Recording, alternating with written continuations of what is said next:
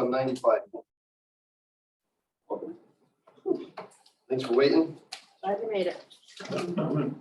Okay, I'd like to call this Community Senior Center Advisory Committee meeting to order.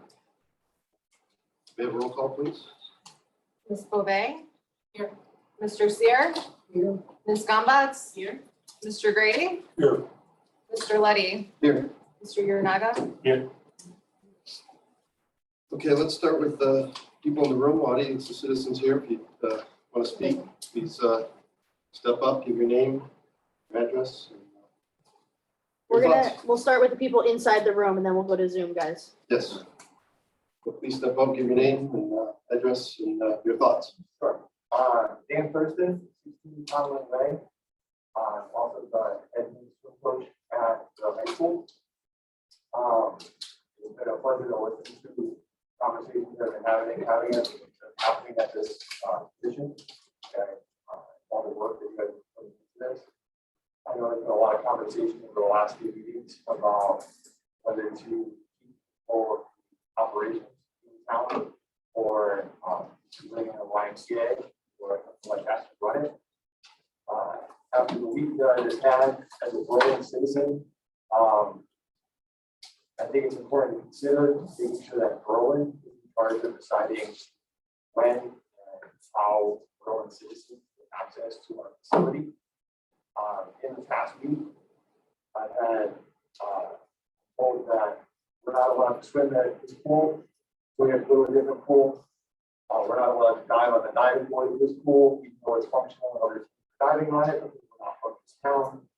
And like I said to my boys, this is more than just about swim team. This is about gym facilities, senior center facilities, weight room facilities, meeting facilities. I'm tired of people outside of Berlin deciding when Berlin citizens can use facilities and have access to things. Something that we deal with all the time. It's something that is incredibly frustrating for us. It means our kids are losing out, and we're going to go through the process of building this facility. I hope that we can set it up so that Berlin citizens have access to this facility when Berlin citizens want to, and that it's not an outside group who's making decisions.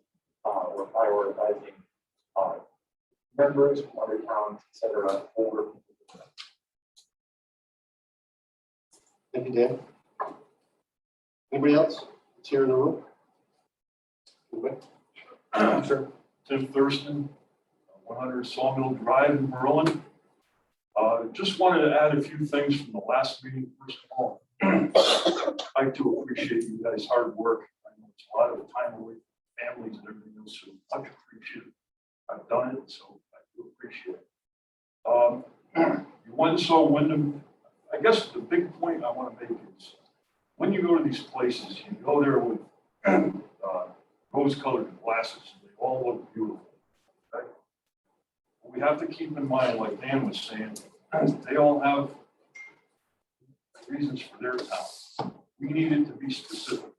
Okay? And since I'm one that's big into the pools, okay, when you go and went and saw Wyndham Rec Center or Community Center, right? They had a beautiful pool, but it's not don't let them tell you it's a competitive pool. A competitive pool will allow you to have blocks. It will be at least 6 to 7 feet in front, right? Dive. You can actually have swimming there. Okay? The reason they didn't make it was because Wyndham High School has a competitive swim pool. Not as nice as the community center.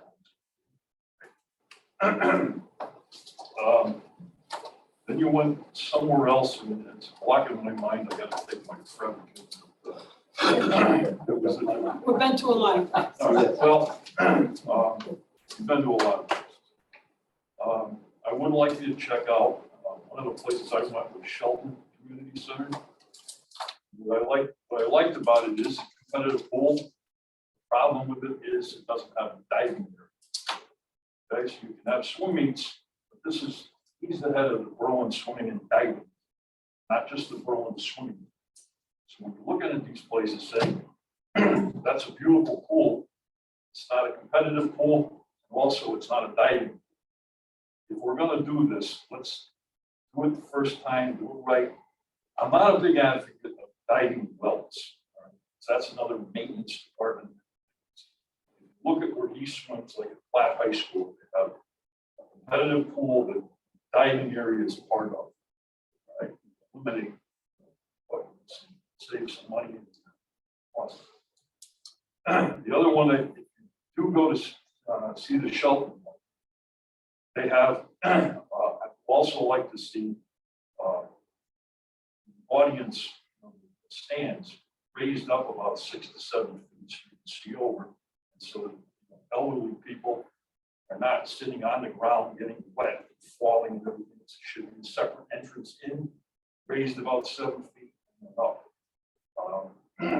Another one you may want to try is North Haven Rec Center, or Pool Center. Here again, that's a competitive pool, no diving, and they don't have any spectator spots whatsoever. Here again, make sure you consider spectator space in this if you want to use it. Thanks for listening. Anybody else here in the room? I think we're good. Jen, we can, Is there anyone on Zoom that wants to speak, audience of citizens?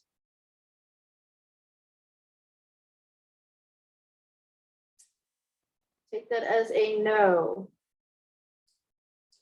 okay, we'll close that portion. Can I just ask a question? Sure, One go of the ahead. comments that were made. Dan, on your comments, so your comments about not having the ability to practice this past week,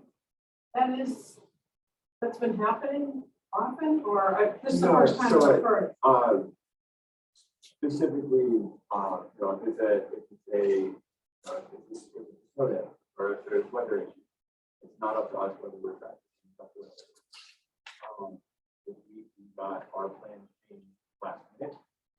We got told that the facility was supposed to be outside of town for our meeting tomorrow. What it was. Is that Meriden, one of the high schools? That's what you use. Yes. Yeah. That we were not going, first we got told we weren't going to be able to use the diving board. Now we were told that we were so it just, there's another moment in a long number of years of Okay. not for people outside of Berlin deciding what aspect Berlin people are going to have. So Thank you. Okay. Next on our agenda is the approval of minutes. So everybody had a chance to look at it. If there's anything you need to amend or add to it, you can do that before we approve them. I'll make a motion to approve the minutes of January 20th, 2022. Okay, you have a motion? Second. Second. You have a second? All in favor? Aye. All right. Next up, we're going to hear from Tom Salamino from the Public Building Commission. Hi, Tom Salmon, Public Building Commission. Hopefully I won't do much of the talking. I'll leave that to our expert, Tom Carey, who's I'm sure many of you are familiar with, if not all of you are familiar with. So with that being said, you're up, Tom. Questions?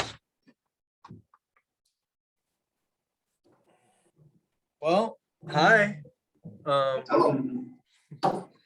I didn't bring a presentation this evening. I didn't know if this was going to be a discussion or there were specific questions that we wanted to talk about. Well, we'll just, give a brief statement here.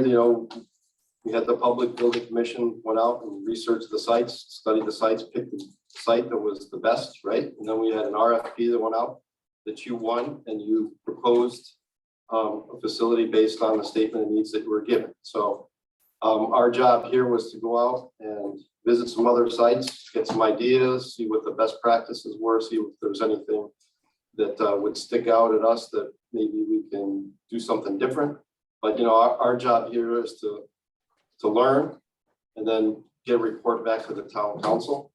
But we were trying to get some ideas from the Public Building Commission or from you yourself, if you see anything going forward that might change in regards to escalation costs, material costs, any delays, things like that that may change the project. Technically, we don't have a project. We have not brought anything to vote yet. So we're just here to try and get some information on how you started this process, your thoughts about it. Tom, if I could Alright, answer, well- excuse me, Tom, if I could just answer first, just 1 second, if you don't mind. So I think in terms of the site selections, when the project came to us, there were a number of already, town-owned properties that were identified as potentials. We were provided with a statement of need that was combined with the efforts of the two other commissions. That's given.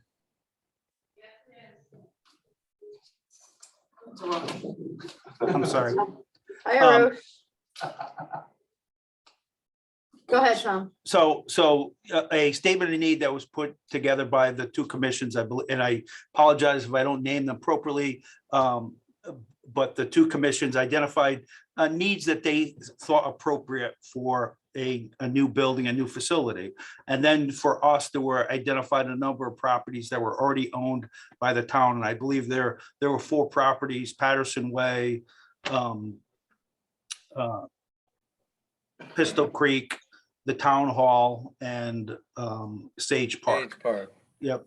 So, we put out the RFP. We hired Tom and his firm, and now I'll turn it over to Tom in the sense that site selection was based on what was available to the town at the time. We were not asked to look at a raw piece of land, something that the town didn't own.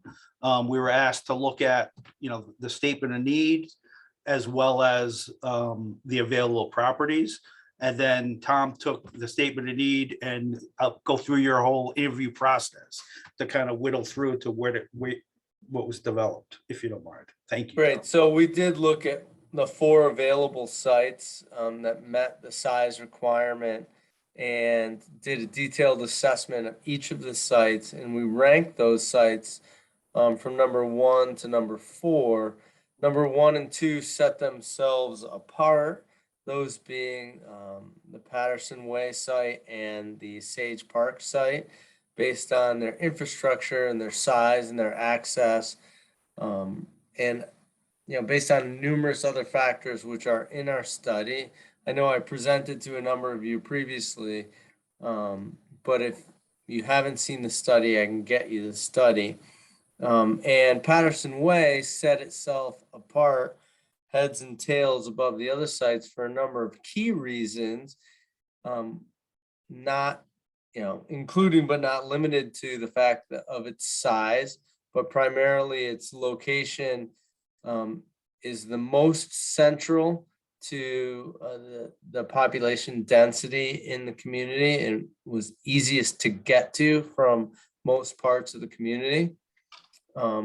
Because of its adjacency to the high school and programming that's available there, that provided opportunity for multi-generational programming, as well as if there's going to be recreation component there that can be tied into curricula, as well as the potential for a future pool being tied into the curricula. All of the factors that we've evaluated in many other communities. We've done more than 30 senior community center projects, and we've learned a lot over the years. And, some of that wisdom, pointed out to us that of the 4 sites that you had that were town owned, this is by far the best site, in support of a successful community center. We did a detailed programming study. It also in the study, based on the statement of needs by the Commission on Aging and the Parks and Rec Commission. Those studies identified all the spaces that are needed in a center. We augmented that a little bit based on our prior experience. And we were able to opine on the sizes of space based on our prior experience and the physical needs. The statement of needs from Parks and Recreation was augmented throughout the process to more clearly identify that the aquatic center should include a competitive pool. I know there's a lot of concerns about that, and I've heard a couple from attendees this evening, but any schemes that we put together anticipated provision of a competitive type pool. All the nooks and crannies have not been designed at this point, but if this becomes a real project, and when it becomes a real project, all of the little amenities and large key programming elements that make up a successful pool assembly would be taken into consideration. And there certainly would be further, further outreach for feedback. So after the programming study was done, we were tasked with doing some concept designs, not just for the site, but also for the building. We put numerous programmatic concepts together, presented those to the PBC. We made recommendations as to the configuration, particularly a 2-level building, because it's a fairly large building that allowed us to hide the mass of the gym and the pool into the grade, allowed us to create separation of assemblies between some of the key senior center programs and some of the unique recreation programs, so that both programs have their own identity but can work together in the same building and reduce the footprint of the building. Additionally, this allowed us to keep the scale of the building relatively low, about a story and a half at Patterson Way elevation, so that it's in keeping with many of the structures that are in that neighborhood. The effort of putting a concept design together was multiple fold. 1, to generate interest for the project. 2, to start the public outreach project. And 3, to identify what the magnitude of cost would be for a project of this scale. We had a professional cost estimate done on the project in May of last year. So that estimate is, well, about a year old now, I think. Maybe it was late of the year before. That estimate identified costs for the project at about $400 a square foot, and had the hard costs of about 30 million and soft costs of about 6 million, for a total estimated project cost of approximately $36 million. That was done by a professional cost estimator that does a significant amount of public work. That was reviewed by local construction managers.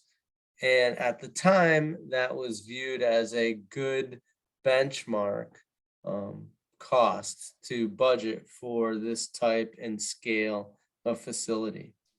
We took all of that information. We held a series of public information meetings, 2 in-person meetings at the high school, numerous online meetings. We had a meeting at the senior center. We had a meeting at the Public Parks and Rec Commission, and we had meetings with a number of the public boards, planning and zoning. From those meetings, we solicited feedback that allowed us to steer the project a little bit. And that's where we've ended up in terms of a concept design. I think it's important to point out that as a concept design, it's just that, it's a starting point. And I think it has the benefit to morph into something that's really special for the community. Pursuant to all of that activity, the town put this committee together to go out, view other facilities, and do the research that's required to ultimately support this project and champion the project. This is really my first time meeting and presenting to this formal group, so hi, and again, we're here as your agent and we'll help you in any way.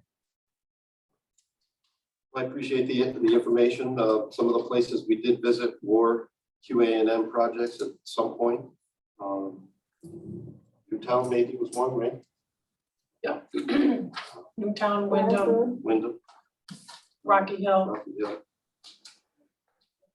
So I'd like to do is open it up for questions here for these people here from members of our commission here.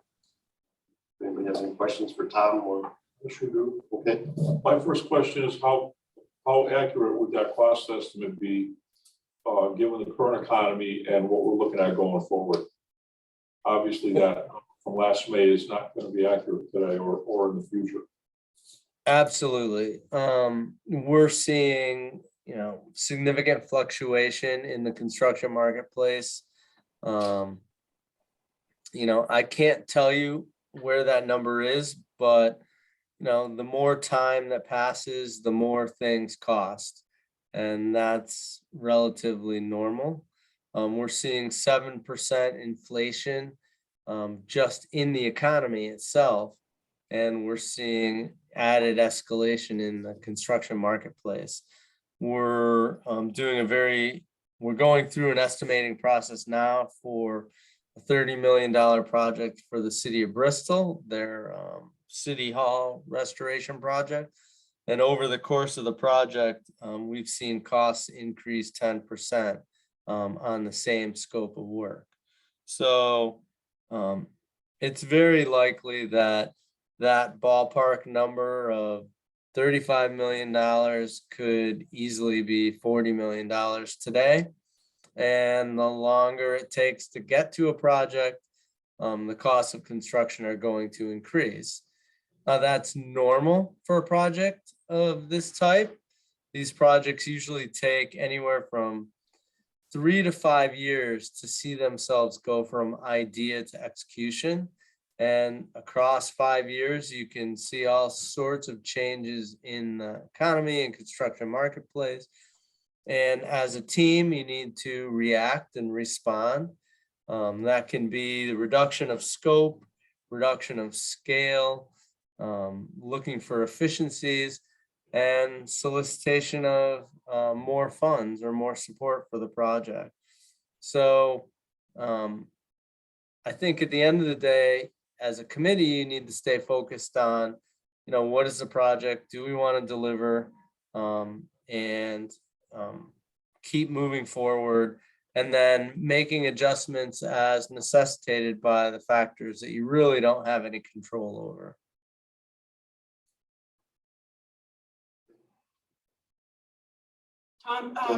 Donna Bove, included in that 35.7, there was some escalation and contingencies in there. I don't know if you have the detailed list, but based on that is correct. I do have the detailed list. I can dig that out, but we had contingencies and escalation factored in there. So, maybe it's not $40 million. Maybe it's 37.5. I'm just guessing as much as anyone in this room can guess. The point is the cost will continue to go up, but I think committees and communities have to realize that as more time passes in any project process, the cost will go up. Yeah. Time is money. It's just plain and simple. Also, though, as our economy is escalating, revenues are going up. So, when you buy a community center 5 years from now, you'll be buying it with, revenues from 5 years from now. So as long as you're buying and selling and constructing in the same market, the cost of the center will be equivalently proportionate to the earnings that community has.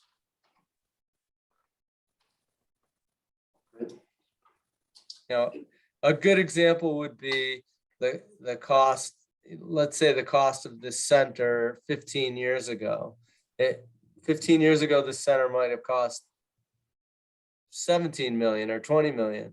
Then everyone said, oh, that's a lot of money, but that's because everybody was making, 60% less than as communities at that time. It's all relative. So as we look at costs, that's one of the things we have to consider in thinking about, what perhaps to recommend. What would help me is there's a great list of square footage based on the rooms that we have. It's in the current design. Now that we've visited some of these sites, I'm a finance person. I'm not a architect or anything like that. So I know what I liked and I saw the size of rooms. Is there something that you could prepare, or your staff pretty easily, that compares, Rocky Hill, Wyndham? We could give you a list and like square footage of their rooms, Newtown's Aquatic Center. What's that square footage compared to what we have in this plan? It's hard for me to understand if we think we should be reducing this conceptual design, where to reduce. Obviously, part of that's got to be impact on dollars, but also understanding, okay, but how big is it? So that I know that we could still do what we do right now or hope to do in the future. Well, that's really the $1 million question. And yes, we could try and put together some visual aids that compare the size of the proposed multifunction room at one center with the size at another center that you visited, so you can get a feeling for what they are. The bottom line is you've done a lot of things as a community to make this proposed project cost effective. You selected a site that is town owned. It's adjacent to infrastructure. It's adjacent to other facilities. You're reducing the overall, project cost. So the only way you can really reduce the rest of the project cost is to remove scope. It's not going to continue to cost less. And, so you have to make judicial choices about that. You have statement of needs that identify specific needs, and that was what the program was based upon. So my gut feeling would be to start with both commissions and talk to them about, well, how could we, what things in your statement of needs could potentially be removed or adjusted or modified. I think it should come from those sources because that's where the original program was established. And, ultimately, could all of the spaces be skinnied down? Yes, they can, but some of the spaces can't. For instance, the aquatic center, if you want to be able to meet all the programs that you're attempting, it's very difficult to make that much smaller. Could a gymnasium be smaller? Probably. But could you eliminate, maybe some of your multifunction spaces because they can be flexible? Probably. Could some of the spaces be smaller in the building? Yeah, they probably could, but you need to get sort of the blessing from the end users of the facility. Yep. Well, you're correct. I mean, we've talked about that here after visiting some sites that, maybe we make a recommendation to the town council that the commissions work together. And maybe there's, like you said, some of these extra spaces aren't used all the time by both groups. And there's overlap there. Maybe we don't need, 3 or 4 other rooms, but maybe we need 2. So that's a good point. We've had kind of informal discussions, and maybe that's things that we do as we look at some of these other places and see the programs that are run at other places and the programs that we run. The other thing is, that as you look at cutting scope, now we can cut 10% of the square footage in the building and you can save $4 million. But if you want to cut a big chunk of the budget as you move forward, you need to keep in mind that you need to make a significant cut in program. And to do so, this may be an unpopular position, but you need to have discussions about what can you absolutely do without and what can you not do without. And one of the big, elements in this program is the gymnasium. As a community, you have other gymnasiums, and trust me, I'm not telling you to cut gymnasium, but you don't have a pool. Pool is an asset you currently don't have. So those are the types of discussions you might want to start thinking about. I know that's what happened in Newtown and other communities as well. You can't make $35 million look like $20 million without making a significant cut to the program. Just can't be skinnied down. Tom, when the 30 million, and again, I'm going back to notes from last spring, so, and the pool was somewhere between 8 to 10 million of that number, that was the estimate. The I gym, think it was 7, yeah. I'm sorry? I think the pool was, a little closer to, I think the pool itself was like 5 to 7, not 8 to 10. Including the locker room? And Oh, well, the area. locker rooms were independent. Yeah, maybe including the locker room. The locker Yeah. rooms were maybe $1 million and $1.5 million. Okay, and then, in the gym, 3 to 4 million. That's what I Yeah, thought. I think so, yeah. Well, yeah, So- 3 to 5. Right, so those are the two big pieces. That's, so call it 11.5 million. Yeah. But we're looking at 30 million. And so even if anybody said, cut the pool, cut the gym, that's 11 million, you're left with meeting rooms and a kitchen. And then the balance would be about 20 million, 11, 12 million, 18 million, right? Because the hard costs of, again, using this estimate, realizing that they're going up, but back on June 1st, the hard costs were 30.5 million. So the pool and the gym is 11 to 12 million. The balance are meeting rooms, kitchen, multi-purpose room, elevator, and that's the balance.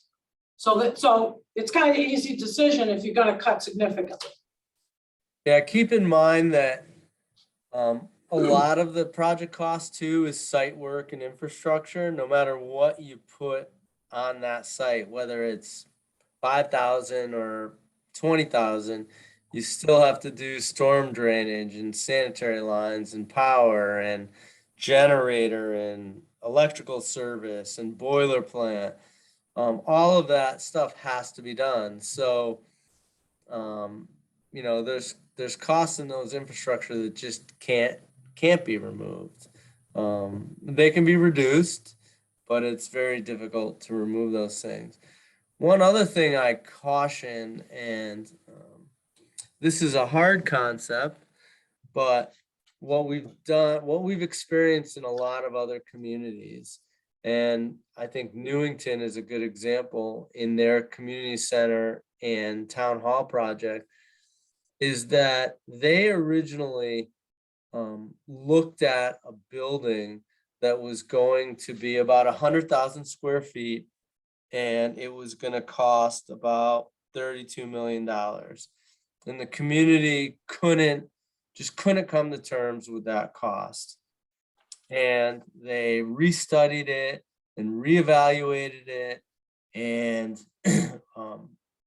changed consultants and eventually they hired our team, and that process took about 5 years.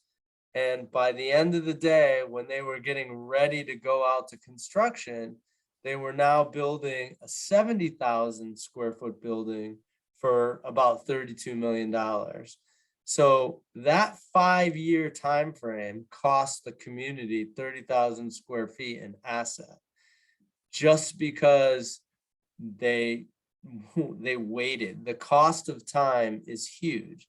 So if there's anything that you can do as a community or a committee, is, advocate for quicker action. Now, that's not always a possibility because everyone has to come to the table and, everyone has to support it, but time is what costs more than anything.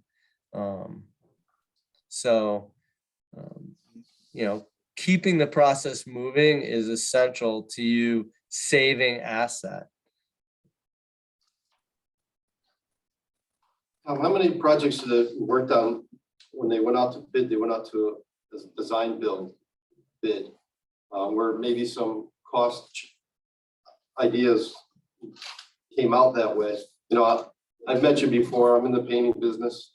I know there's products we can't get. The manufacturers just are not making them because there's no raw materials. Some of our prices are going up 10-15%.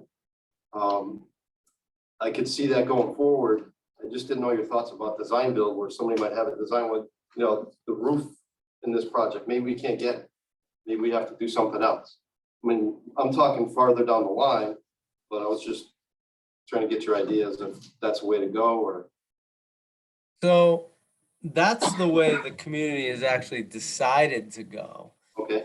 We are under contract only to put forward, ultimately, if the project goes forward, after a successful referendum, we are currently under contract just to put together a design build package. The town of Berlin likes that delivery method, and they have done it successfully in the past. I don't see it done a real lot on municipal projects, but it has a track record of working.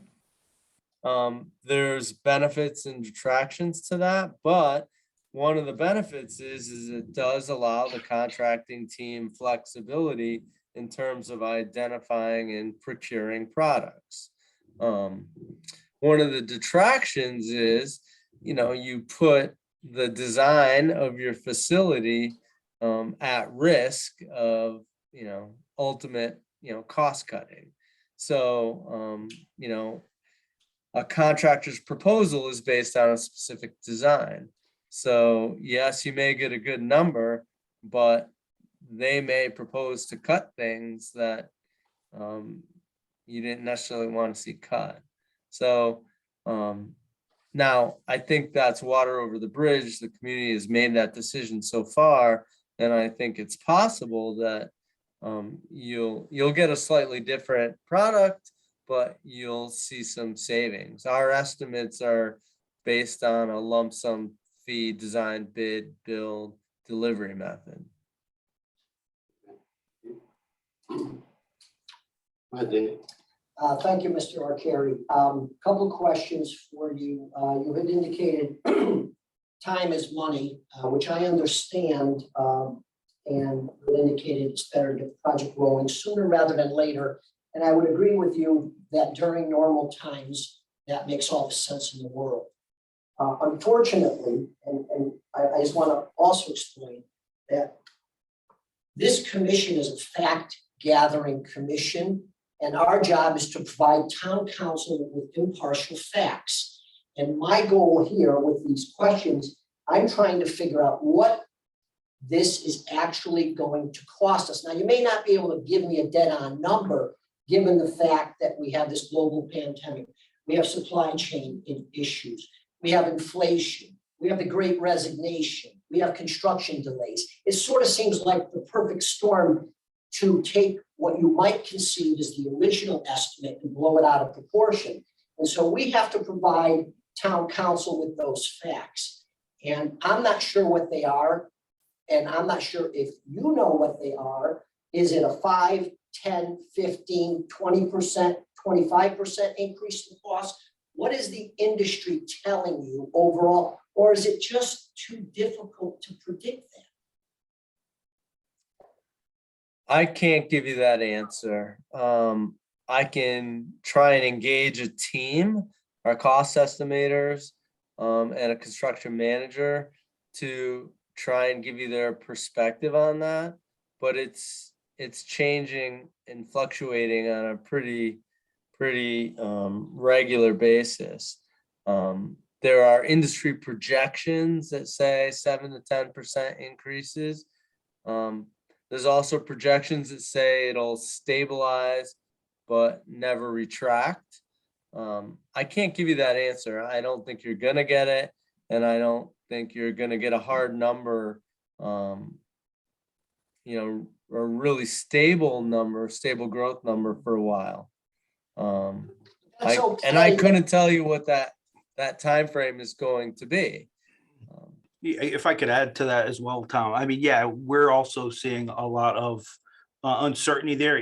That's a crystal ball, and as much as fact finding, I think there may be those facts that could be better found, and that's, the decisions on the programming, which are the real harder decisions. Again, size, pool, gym. I mean, changing or eliminating one may make the whole thing unpalatable or unworkable, but those decisions and those facts, have a big impact on the cost, which none of us can crystal ball, whether it's a year from now or 3 years from now. And I think, making some of the efforts and decisions on some of those aspects, those are community decisions that theoretically are within the control of the community, and working with the cost estimates as time's going on, we can do the best we can. But again, there's certain things that may be manageable, and there's certain things that none of us have any idea or control of. A lot of communities are doing projects in these turbulent times, and the projects, face challenges financially. And those communities are dealing with them the way the other communities are. They're making adjustments. Are we making scope adjustments? Are we looking for additional funding as the project goes forward? But they're getting good information during the process to set a baseline that they can work from, and then they work from that. Thank you, and I understand your response. It's important for us as a committee to let, in our report, town council know that these issues are there and they're very unpredictable.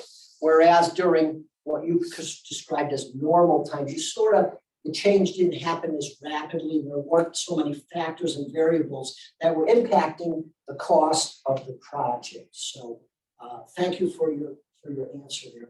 The other question I had for you is that with respect to your site plan, I looked at your site plan and it says there are 251 parking spots, I believe. Now, we were at Putnam the other day, and they have a 46,000 square foot facility with 183 parking spots. They are maxed out. Amanda Kelly, who's the executive director there, says, look, we have 183 spots and we're packed to the gills. We have no more room. We need more parking, but we don't have any extra land. With respect to your design here, is there room for additional parking if it was needed? Yes, there is. And actually, we planned in overflow parking, which would be like lawn parking. Parking is a real challenge. We certainly don't want to overpark a site. You really want to try and, park the site for what we consider an average demand, and then try and have overflow parking or lawn parking for unique demand. We are, we're making an educated guess at 250. Ideally, it would be less, but it could be more, and there is room on the site for that. Another question I have for you is your design showed an exit out on Lower Lane. Is that cost, is that estimated into the 36, 37, $35 million figure, or that's something for the future? So that was projected as an emergency egress path. We have allowance in the estimate for that. But it's not estimated to be at this point, a town road. The land isn't actually owned. I don't believe there's an easement at that point. I think it's just projected as a future concept, something that would have to sort of come to fruition. But that being said, Tom, in your opinion, would that be a significant cost aspect of the overall $36 million? Or is it probably, relatively minor makeup? No, I think it's a relatively small cost number as an access drive. Okay, thank you. To that point, out the back lower lane, right, there is some flooding that occurs. So in that thought process, I assume when you build a road going out the back, you have to take care of any flooding that might occur during times. I mean, lower lane floods out all, when we have a bad storm, lower lane floods out there. So that might increase. I just point that out because maybe if we consider that to be added to it, there may be additional costs, not just, small amount. Yeah, certainly. Possible. Yeah, we would certainly have to address any floodway or flood Yeah. storage capacity issues for anything, but that would be expected. But we don't own that land currently. Where that proposed driveway is, we don't own that land. Is that correct? Correct. Okay, so. Okay, I understand that. So the cost is based on how much, the guy, the person wants to sell it to us for. I just want to ask a question because it's on your designs and I want to understand it.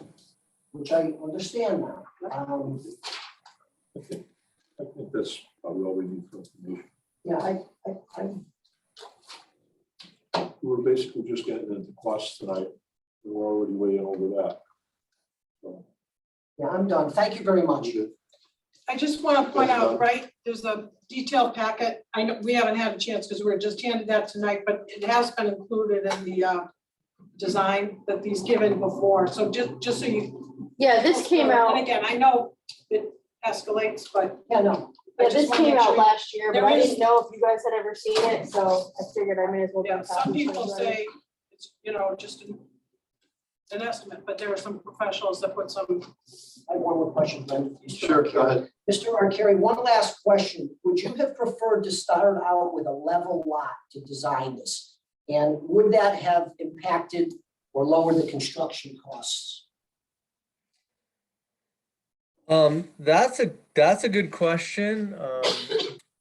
Every site has its own unique solution and, can impact that. I think because this site is accessible from both sides of the site at grade, the cost to build this facility is actually less as a two-story structure than as a spread out one-story structure.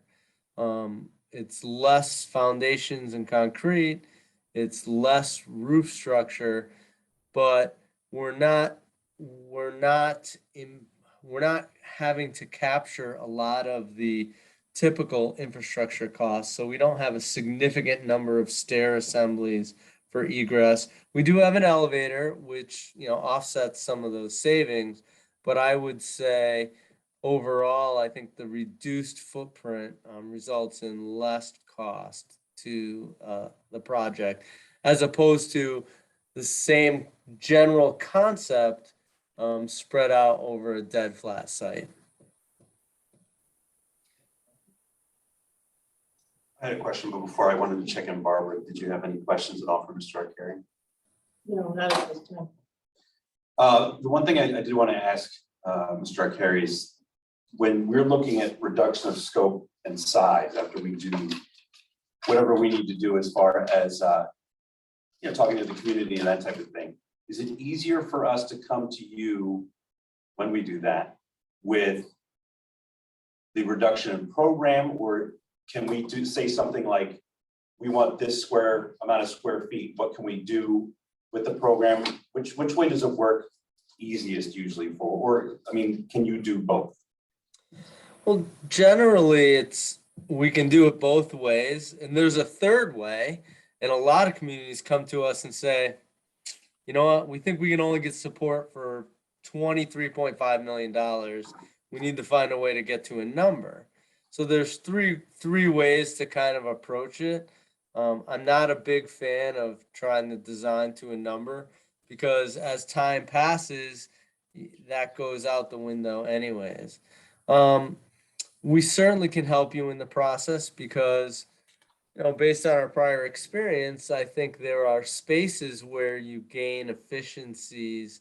For instance, this particular design has 4 large multifunction spaces. Well, maybe it can work with 3. And you program the center accordingly. Maybe some spaces can absorb reduction in square footage easier than other spaces. Maybe you can lose a multifunction classroom. Maybe some of the common area can be reduced. So there are places where, I would tell you, I think we could reduce the program size and not lose significant amounts of functionality to the center, or not lose any key components of the center, programmatic components. Thank you.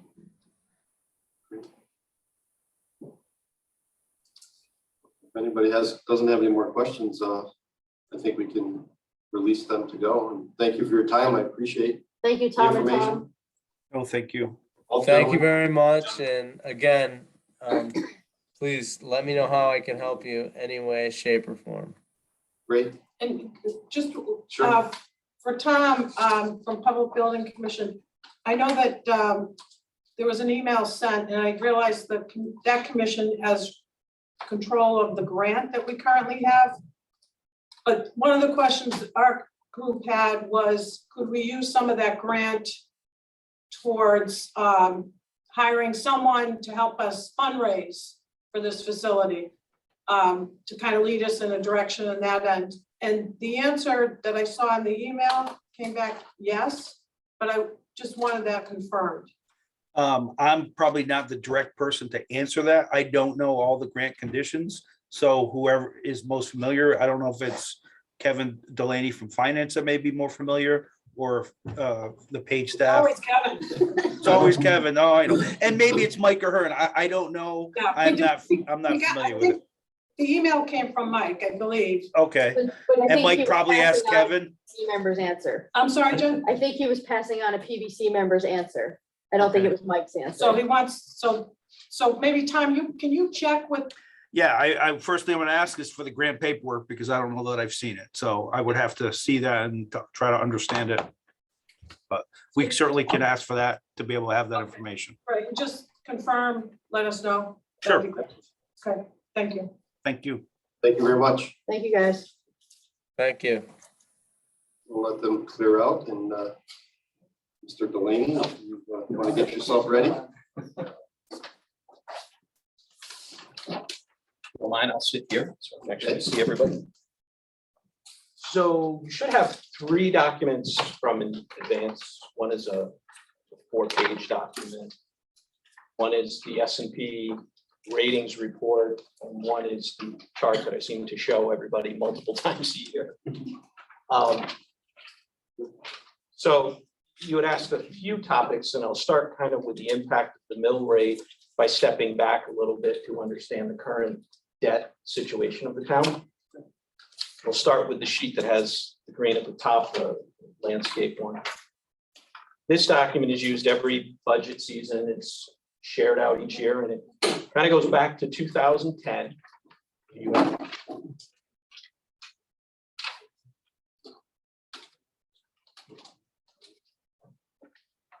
I'm just looking for that. Oh, I got it. You got Thank it? You're That color. I got it, thanks. Just wasn't in this package, that's all. Sorry. So, you know, the thing I will tell you is if you go back several years, 2010, the town was around $26 million in debt. And if you were to look today at your surrounding communities like a Newington, or even a Rocky Hill that's done a fair amount of borrowing recently, they're in this same neighborhood.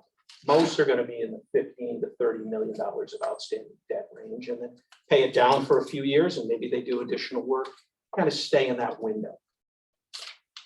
If you were to think about best practice and where you'd want to be as a community, 3 to 5% of your operating budget should be debt service. Kind of that's the range, or lower. It can always be lower than that. When I arrived in 2016 and we started looking at this budget, and we were at just shy of 108 million, as you can see here, we were at about 13% of the operating budget.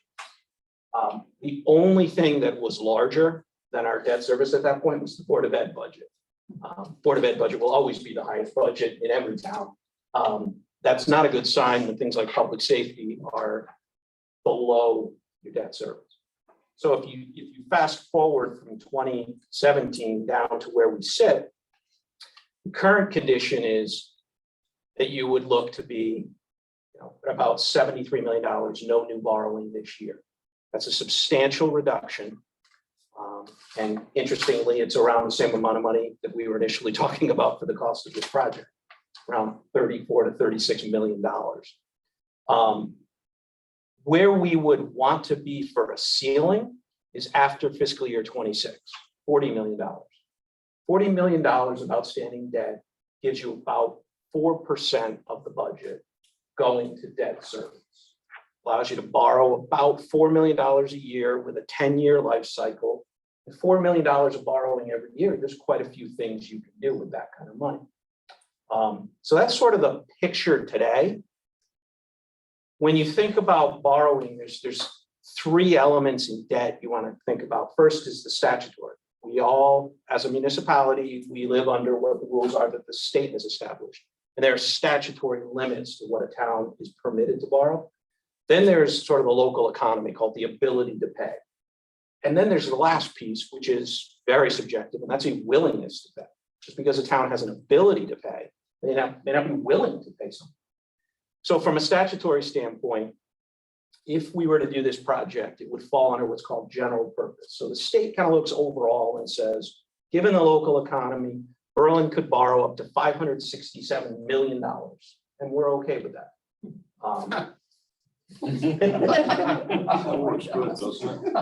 To give you a reference, it's about 62 million today, and that's principal. So that doesn't include interest, which is why the numbers are a little bit different. That's sort of all up magnitude. Then they break it down. They say this much is the amount you can borrow for general purpose, everything you would do generally in the town. Then there's schools. So there's a separate limitation that's actually higher because there's a recognition that school construction by itself can be tens of millions of dollars. There's other things like sewers and water because you have to maintain that infrastructure. There's urban renewal. When you look at general purpose where this would fall, Berlin's numbers, and this is out of the most recent financial audit, would be $182 million of borrowing capacity. And just in the general purpose area, we're at $22 million. So if you think about the first threshold, thinking about borrowing, Berlin has ample statutory capacity, and 182 million versus 22 million. Theoretically, you could borrow $160 million and be within the statutory limit of general purpose. I would caution that that's general purpose is everything you're trying to do, really, that's not related to Berlin water control or a school.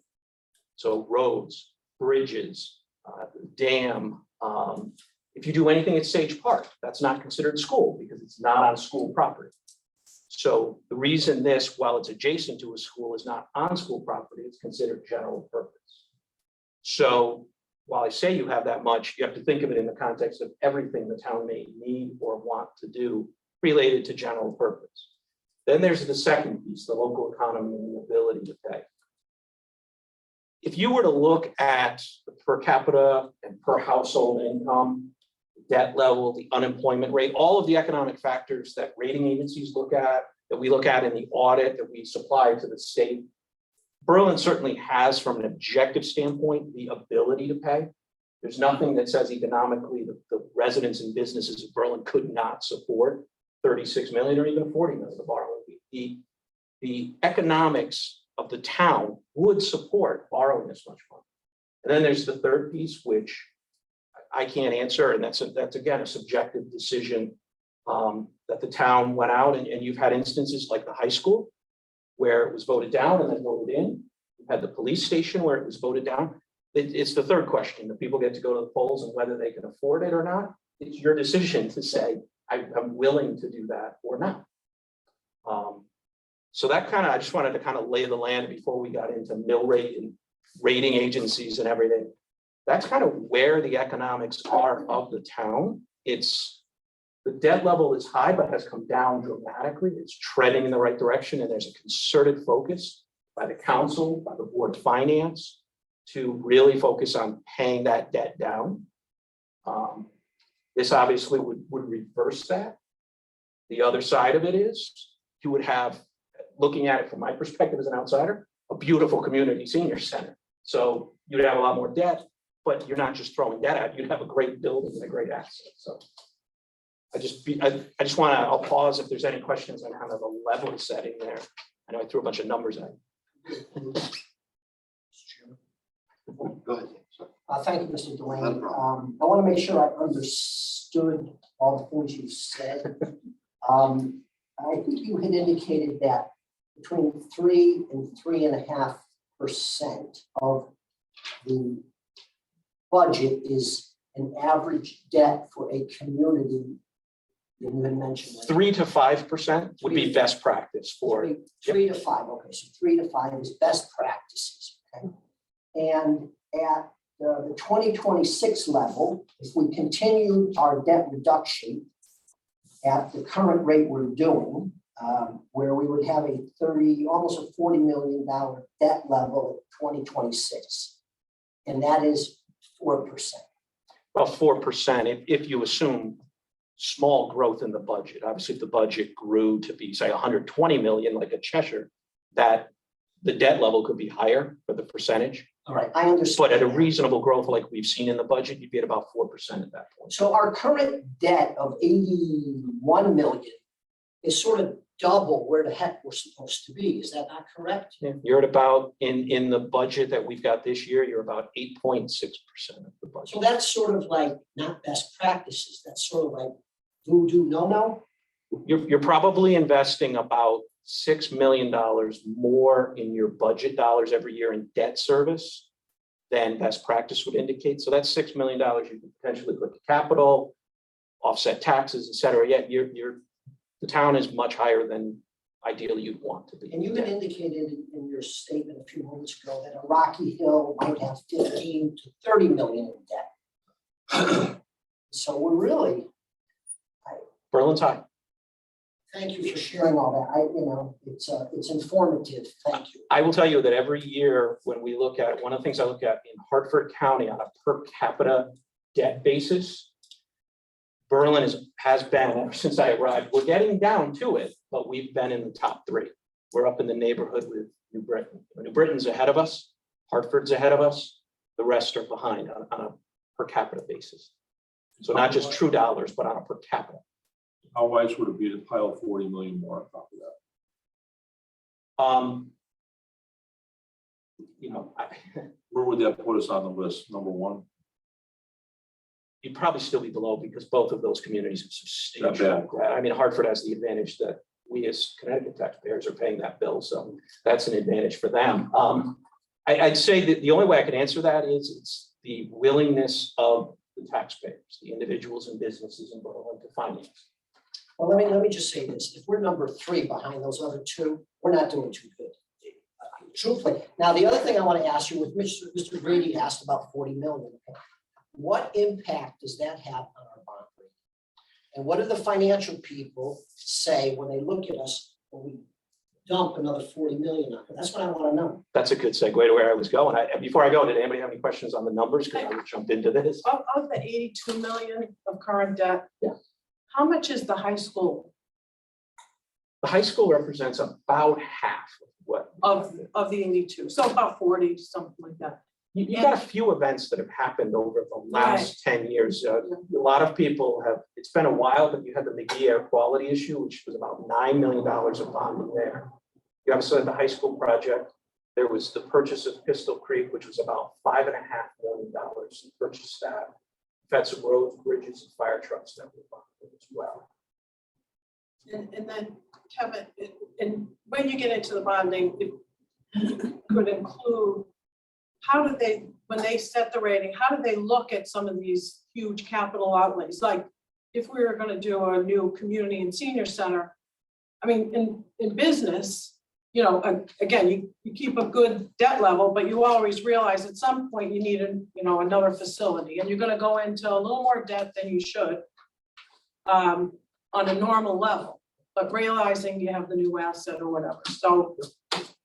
So as you go into that, you can just cover that. So I wanted to share the actual, this is the last report. We haven't bonded since June of 2020. So this is the last report. This report was really in the heart of the unknown COVID element, as opposed to where we are now, what we know we have. So just prior to this, the previous year, the town had received its first AAA bond rating, the highest bond rating you can receive. So in the height of COVID, all of the uncertainty, all of the unknown, the pension, the debt, everything else, S&P affirmed it. So they have confidence, a lot of confidence in growth. There's a lot here. Even though we have very high debt in the state of Connecticut compared to other, okay, good. And I will tell you, there's a couple, I highlighted a couple of areas. So on page 4, one of the biggest reasons is there are 5 components. You can see the headlines that they use for the economy, management, budgetary performance, budget flexibility, liquidity. Those are really the elements. They break down a community just like they would a business or a household. Under management, they actually gave us a very strong management and gave us actually the strongest affirmation there. And when you reference management, it's not a self-congratulatory element. Management is everything that goes on. It's the council, the board of finance, the board of ed. It's internal management of the town and the board of ed. It's really looking at it, and I'll read the first sentence. We view the town's management as very strong, with strong financial policies and practices under our financial management assessment methodology, indicating our view that the financial practices are strong, well embedded, and likely sustainable. Just like if you were going for a mortgage, they're going to look at your financials at that point in time because that's the best information they have. What they also want to understand is how likely is it over the 10, 20, 30 years that you're borrowing that you're likely to be able to continue this. It's one thing to say, I've got some money in the bank, look at what my job is, this is great. But if you're new to your job and it's a high risk job, you're a riskier person. So what this indicates to rating agencies is, do you have a clear path forward? You know, the town at this point had made this statement, we know our debt level's high. We invested in the high school, we did some other things, we recognized that, but we were making a conscious effort to pay it down. And they start to see that pattern. You can look at this chart, they look at things like this and they say, you talked about it and you're walking the talk. That is, aside from the second largest element is the first one, which is, it's called the economy. And when they look at the economy, frankly, there's not much we individually can do about that. That is the Connecticut economy. So that's really looking at the state of Connecticut. The state's racking up debt. When the state was hurting, the state's rating was brought down. Ironically, when the town received its first AAA bond rating, the state of Connecticut had a downgrade, actually had 2 downgrades at that point. So the town actually overcame the economy in large part because we have things like this. We have a 10-year capital plan. We have a lot of measures. The 40 million in and of itself would not adversely impact in isolation the way they look at it. What they're going to look at is, does that mean that the community is willing to, I'll say probably the bad thing for folks, but raise the taxes to fund servicing that? So if the town's not willing to do that, then the second question to ask is, does the town have the capacity to cut costs to pay for it? There are businesses that reduce costs. They might sell a division. Well, we're not going to go to New Britain and say, hey, what if we sell from, Sitco over and you guys can have Burger King? That's just not going to happen. So it really comes down to a question of your local economy can support it and all the objective numbers will say it. It's that third characteristic. What's the track record of the community in raising taxes or raising other funding sources to fund these items? That's going to be the biggest question from the rating agency. 40 million is a lot compared to where we sit, where we should be. But as I mentioned the numbers earlier, when they start thinking order of magnitude, $40 million is not huge. I just was talking to somebody the other day that there's a community, I forgot what area it is, I think it's down in Fairfield County, just approved $250 million for a new school. Farmington, I believe it was 125 or 150 million for theirs. So they recognize there are big numbers circulating here. The question is the town willing to continue to do that? The risk they see is you got a bondholder who's running a pension fund in San Francisco, picks up our financials and says, wow, they just went up in debt. What did their taxes do? What's going on in that community? Because they don't live here. They're not even on the coast. They might not know anything about Berlin. What they know is they have pension obligations and they want to buy our bonds today. They want to know that we're going to make all those payments every year because that's where they're paying out their annuities. Their pensioners are getting their money from that. That's going to be their overarching question. And then I will point to page 6, the other piece that I highlighted. The town continues with its debt reduction plan, may issue additional debt for ongoing school and infrastructure improvements. However, management expects to issue less than 5 million annually, which we have done, and may deauthorize a portion of its authorized debts as projects have come to completion, which we do annually.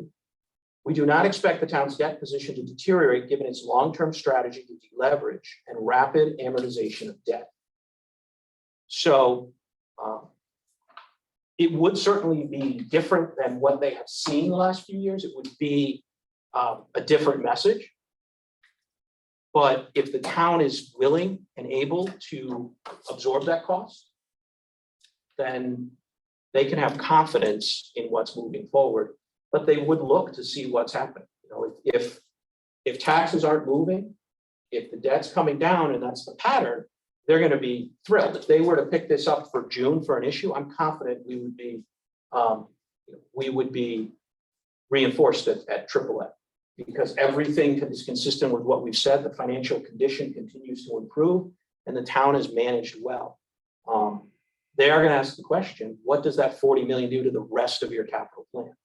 I think that's probably the bigger question. The 40 million is not going to rock the boat as much as what are the other things you need to do? The HVAC project at the schools. You start to look at, we were talking earlier about the portables. You start to talk about lighting upgrades that we want to do at other schools. Then you talk about roads and bridges. To give you some perspective, Berlin has 37 bridges in town.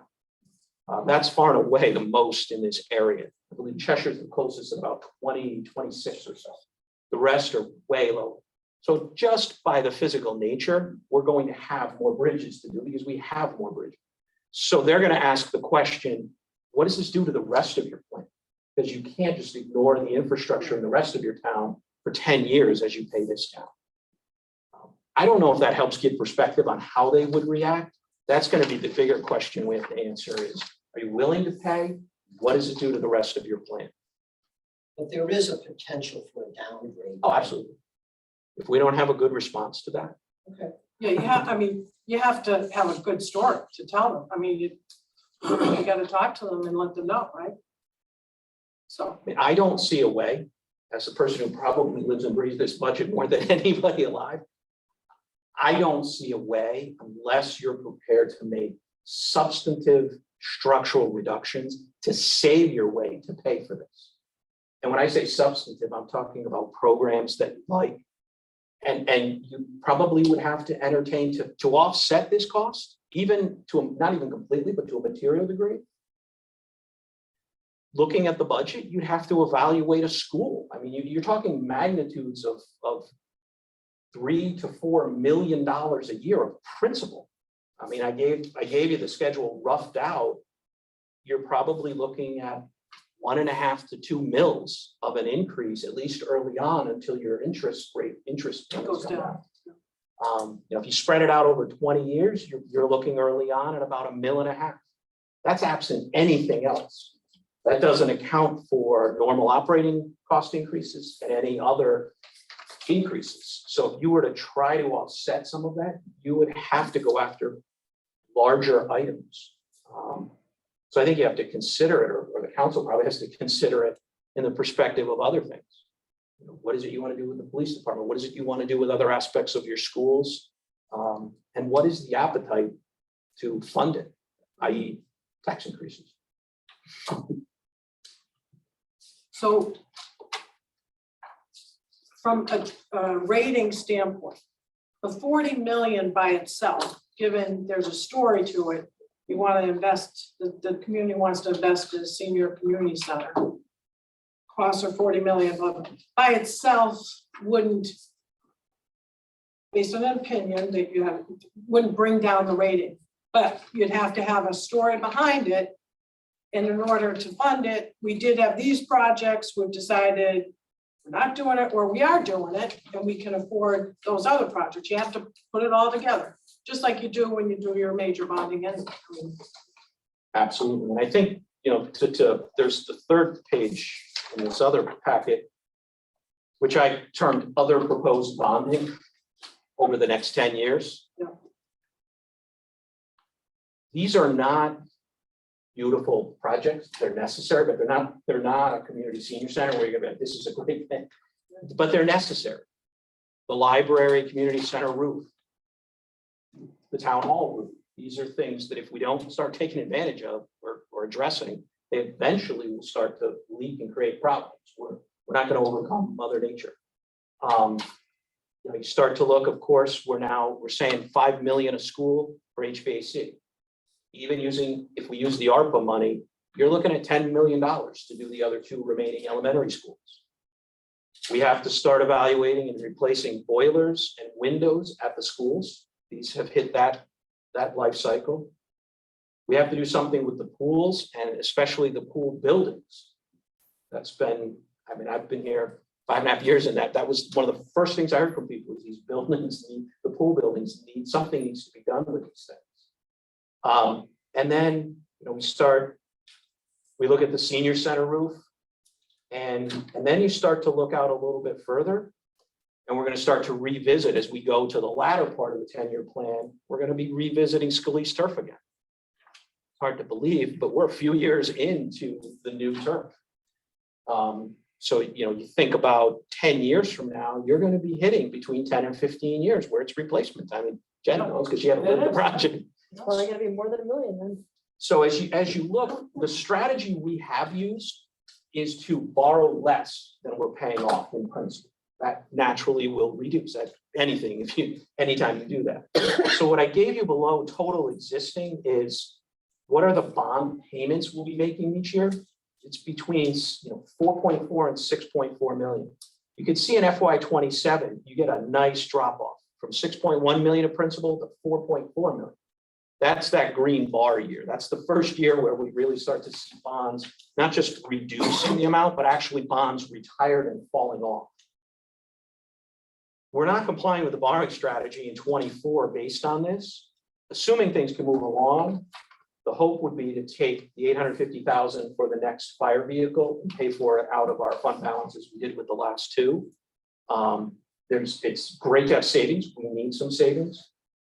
But we also need public safety and other things too. And so it's a balance. If we were to do that, you would see each year fall into line. I give you this as a draft right now because we're obviously going to adjust. We're going to stick to that strategy absent the potential new ones at the bottom. Those new ones blow that strategy out of the water, and those are decisions that the elected bodies need to make, not staff. And that's, of course, what you guys are talking about tonight, the community senior center, police station renovations. If the conversation has moved from new police station to renovations, the numbers we're seeing are $4 to $5 million to renovate the area right down here, actually, to give the police more of a modernized police department. And then there's been talk and looking at what do you do with the clubhouse out at Timberland. That's probably a multi-year project as well, if we follow anything that's happening at Hunters in Meriden. That's been going back and forth for a while. You got three big items that people are talking about. I'm not saying you have to do any of them, but those are big items out here. So I just want to give you perspective. The rating agency would look at this and say, what's your plan? And that's where there has to be a plan between the council, the Board of Finance, the Board of Ed. And it's ultimately, a lot of these pieces are Board of Ed. It's expensive to maintain and run a school. And everywhere, that's not unique to Berlin, and that's not anything somebody's doing wrong. It's just, unfortunately, it's expensive. And Kevin, the 6 million that we got from the feds, 3 and 3, I know we used something to balance last year's budget, maybe it's this year's budget, where is that coming in? You know, have we decided how we're using it, or? Nothing's been officially decided. If you were to look at this picture right now, the assumption is that 5 million of it would go to the HVAC of Willard as the first school. It doesn't have to be done that way, but that's the thought, which is why you only see HVAC. I put Griswold Hubbard because I don't know which school will come first. It's really going to be which one needed the most. Willard's the oldest system. It's also the larger system, so they're using that as an opportunity to address the oldest and one most in need, and also as a benchmark for the other two schools because they should cost a little less. So that's why you see Griswold Hubbard. One will go in 1 year and one will go the next year. So I'm sorry, Willard, I don't see Willard listed. And that's Because what you're assuming saying. you use the You're grant. assuming that 5 of the 6 is going to be used for that. Okay. And then the HVAC for Griswold, that's 5 million 24, 5 million and 25. One would be Griswold, one would be Hubbard. That's 5 million. I'm sorry. Thank you. Yeah. Okay. Yeah. That's why I say you have some big ticket items for existing infrastructure here. The HVAC's been on the docket for several years. Yeah. I think anybody who's been in there will tell you that it's needed. But it's expensive. And just like Tom spoke about earlier, when this HVAC first came up probably 3 years ago was when that first study was done and the PDC has since updated it. We were looking at 2 to 3 million a school. Now that might have been light at that time, but we're definitely seeing an order of magnitude. Sure. The other issue that you haven't, and you may have seen this from the EDC, some of the facade programs that were trying to get work done before our grant ran out at the end of this year, they literally couldn't get materials and had to modify what they were doing. Now, that's just one local recent example, but we talk about the cost, but the other issue is can you get the materials, can you get the parts that are needed to do what you're trying to do. The other thing, and we'll talk about it next, that the rating agencies will also look at, it's not lost on them that even when you pay for all of this, you now have a much more substantial building and many more programs to fund through your operating budget. So that'll be the next piece we talk about. But the rating agencies are going to look and say, what is your budget? They will actually take the budget and look at it. I can go there if you want, or if there's questions. Can I just clarify one other thing, right? This schedule only assumes current bonded projects. Yes. This you add to it, whatever's decided to be done, along with down below, meaning community senior center or whatever else. Yep. Yeah. Thanks. This is why, I mean, I see Representative Beach is on there. You see why we're talking to our local officials. Is there money from the state? Towns are getting money from the state. We try. The state's in a good position. I imagine everybody heard the governor's proposal last night of tax reductions. So there's that element as well. It's a balancing act. It's gonna hurt our revenue, Tom. Yeah. Yeah, so the state's taking money from us. Because they don't have enough to give to Hartford. The other thing, Kevin, if, we get this to referendum, and whatever happens, but there's also the possibility that we make a decision that we're not going to invest in the two poles or the senior center. So, that's, it can come off there. And that's another discussion. Absolutely. That's one of the reasons why the pool buildings and everything are a little further out. The assumption as we looked at this internally is by FY '26, there will likely be a decision. The decision may be not to move forward, the decision may be to move forward. You know, you met, one of the things you asked, is there cost savings ideas? That's one that I'm sure everybody has thought of, is, do you keep running the outdoor pool? It's a different offering to your community. Sitting in an outdoor pool in the middle of the summer for 6 or 8 weeks that's out there, that's kids' summertime, jobs for many of your local. What's that? No, it's good to be outside. Well, and I'm not saying, that's why we left it on here, and it's really gonna be up to everybody to decide, because it's a different Again, experience. it's something just to consider, because Yeah, you gotta with think the about it. town size, we have 2 outdoor pools that run for 6 to 8 weeks summer. We're lucky if we got 8 weeks, but yes, absolutely. The kids are off school, it's a great thing to do.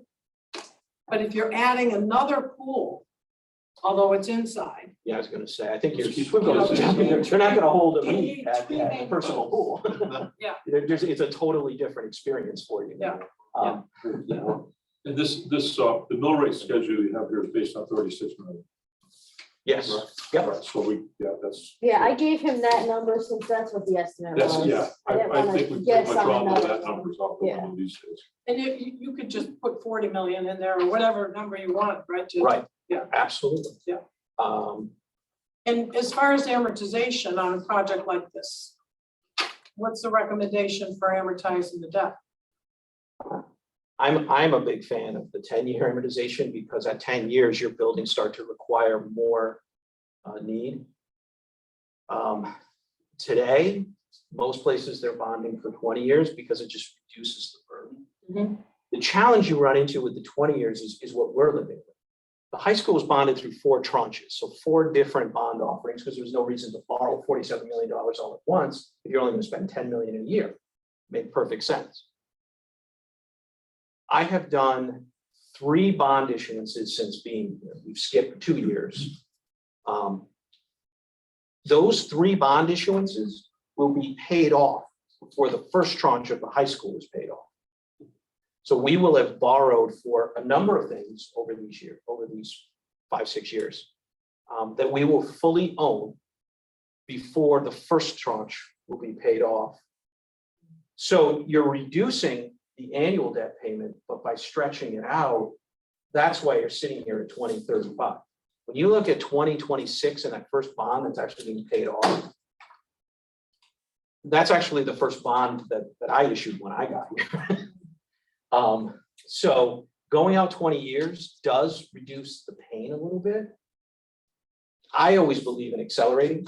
I'm also one of those people that believes if you can afford it, do a 15-year mortgage instead of 30, because you're going to pay a lot less in interest. Yeah. And you can see that in the chart. 10-year, it's 36 million, same numbers, everything is the base. You're paying 7.9 million of interest, assuming 4%. You go out further, you're going to pay more of an interest rate. But if you went out, so 7.9, the 20-year at a 6% interest, you're assuming 22 million of interest.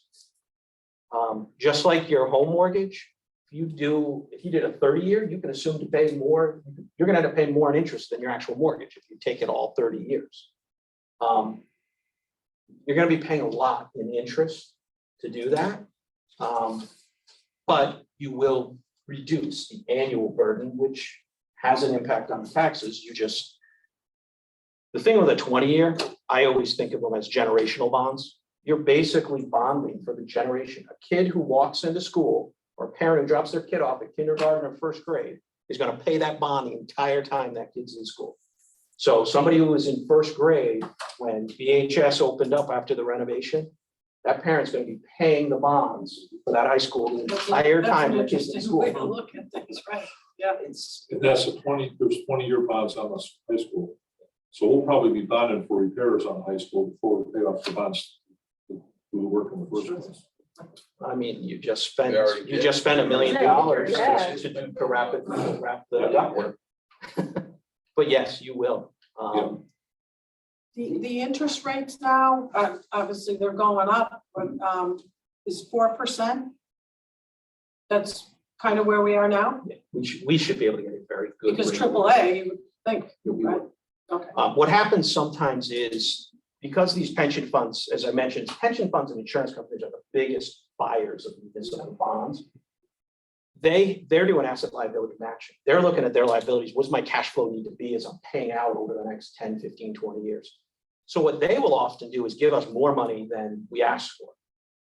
What we did, you guys may recall when I talked to the council about it, we went out and asked the last time for, I was thinking it was about 5.9 million we were going to borrow. They came in with interest rates that we're paying, the serial bond interest rate is about 3 to 5%. But what we did is we were actually able to strip out about $700,000 we took as premium.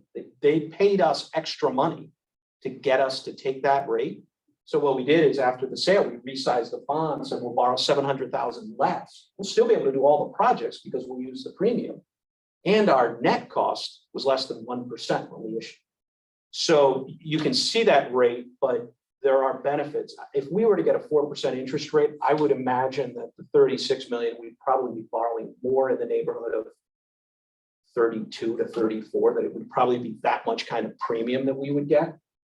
And so you borrow a little bit less, which would help, but you're still going to be paying millions of dollars in interest for many years. And then the other thing is with the, what you call the generational bond. You know, the 20 year is 50% more interest. Yeah. 50%, you know. And it's the same with your house. It's the same principle as paying a mortgage on your house. The premium and the savings on the borrowing, that's included in your mill rate? No, I'm looking straight out. Oh, this is straight out. Yep. So if we were gonna borrow 40 million and you have the ability with the premium, that 4%, You're probably borrowing the borrowing 36. 36 million, and so you're back to this schedule. So that's, so if I were saying really projected total costs, and again, I know you can do this on a dime, but 40 million. Projected cost 40 million, 4% mill rate impact. As you can see it here, the high is 2.07 in the second year. Yep. But you borrow 40 million. Can I just ask you for the audience here, the mill rate? What's the mill rate? I'm still using 33.93 as a starting point. So when you go up, it will be 36. And that's just first year, Just for this though, that's, just for this. yeah. Just Not for this. including Doesn't operating. include any increase. Doesn't include for any other debt. 3 doesn't mils, include but any- just this. Two. Sorry. 33.93 up to 207 will get you to 36. Just this project. But just to build it doesn't include operating. Right, the high is, And nothing The else highest on your, Okay. on the debt Yeah. side. Right, and nothing, no other capital. it goes down, right, it goes down, but it's still high. There's no 40 million is high. The, That comes to the third part I was talking about, the willingness. And there's nothing wrong. I mean, I just went through a referendum saying, well, we put a turf field in. It was all the economics could support it. It made a lot of sense in many ways, and it was voted down 2-1 in my town. Voters have every right to say, I hear everything you're saying. I'm not willing to pay that, and that's their right. Or willing to pay it, because when I look at that QA&M presentation that's online and look at, that's a beautiful community senior center. So I don't mean to diminish that. I know I'm very much a wet blanket when it comes to pension and debt.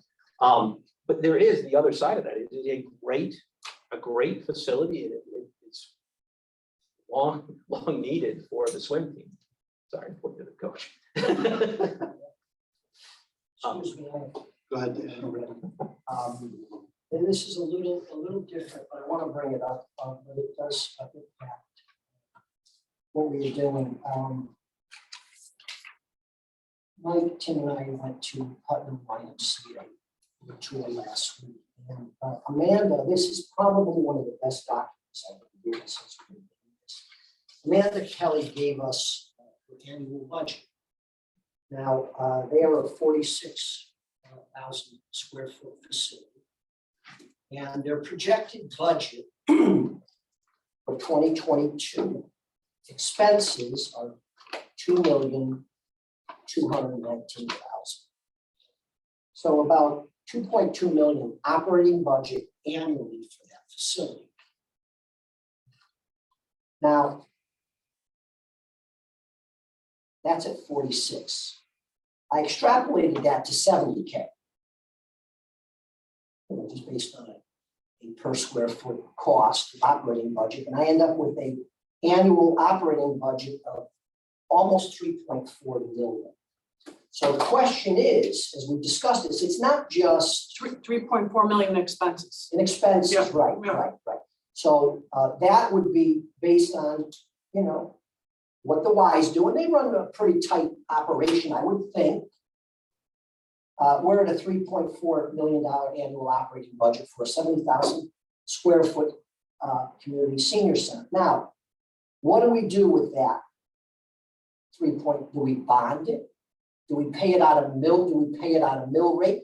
Or do we charge the people that go to the facility a fee to be a member? Now, we just asked them to pay 40 million to build it. And then they're gonna come and say, hey, we wanna use it. And we're gonna say, oh, you gotta join, because we gotta pay operating expenses. That is exactly how it works, Dave. Well, I understand it. Yeah. I understand it. I understand it. But you have to convince the people But you that's a gotta, good you idea. know, when we, the swim folks in the corner said, we want our own facility. So we're gonna bond 40 million. Taxpayers are gonna be on the hook for 40 million. So I'd say, oh, that's okay, we can handle that, but we can use it whenever we want, just go down and use it. Oh, no, you gotta join, you You gotta gotta pay pay. $700. Now, that's a gonna year. annoy a lot of people. That's, and you're talking, it's 3.4 million you need. So either you take it out of the budget, pay it out of the budget, and let everyone use it for free, or you charge a membership fee. But it's not like, Right. when I started thinking about this, what the hell, $1 million, we can run this year operating budget? It's not, it's big numbers. Well, that's a So good. I want to share that with you.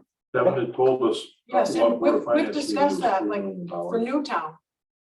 That operates, it has 3 pools, right? Yes, they have a membership. Yep. And for the pools, I think we all recognize you're at least gonna need membership for that. Hopefully, just my thought, hopefully that's the limit. I mean, there's a small fee for joining the senior center that they have, but for the pools, you definitely need a membership fee. There's no doubt. And the pools suck a lot of money. They suck a lot of money. Now, Newtown runs their 54,000 square foot and net expenses, less revenue that they brought in.